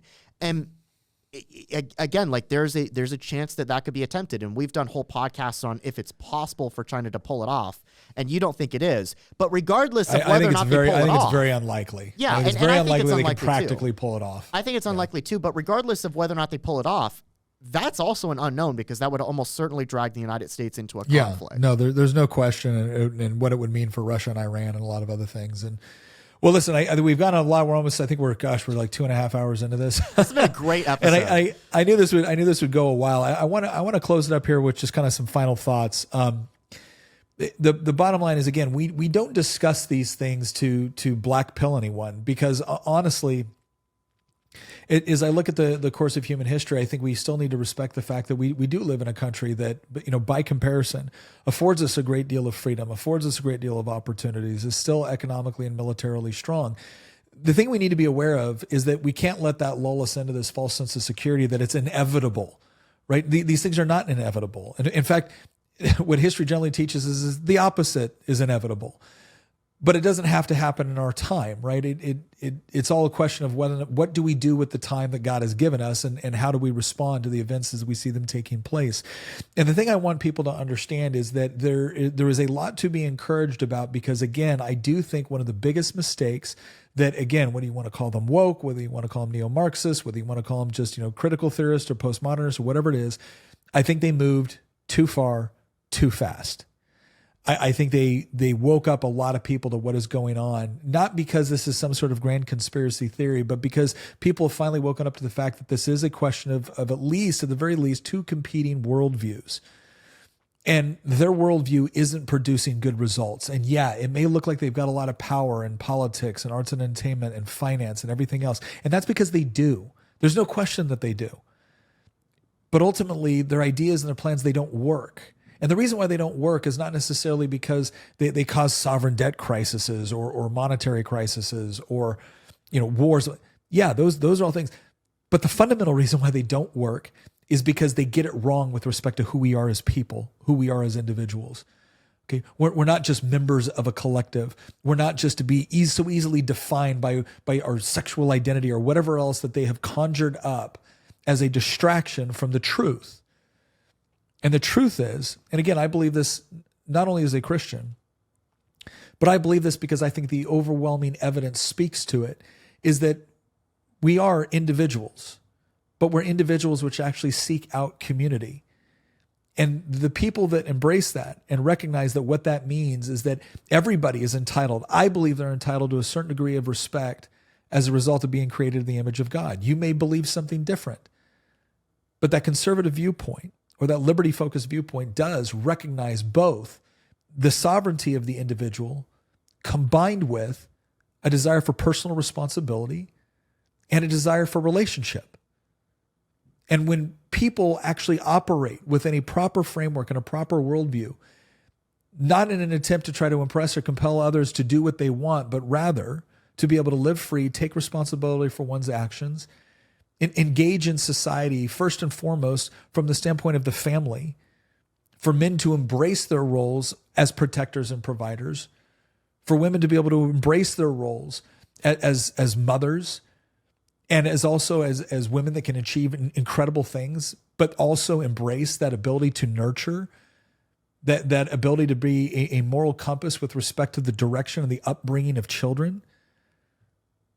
Not necessarily to the exclusivity of doing other things professionally, but to embrace those roles both as man, as son, as husband, as father, as grandfather, as woman, as daughter, as sister, as mother, as grandmother.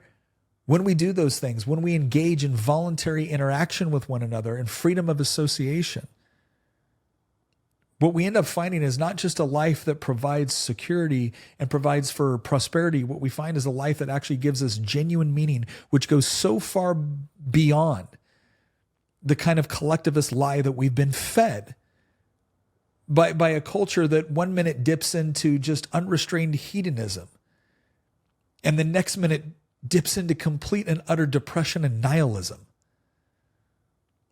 And when we focus on what it is that we have to not only preserve, but also to provide in the way that we live our lives, raise our families, educate our children, run our businesses.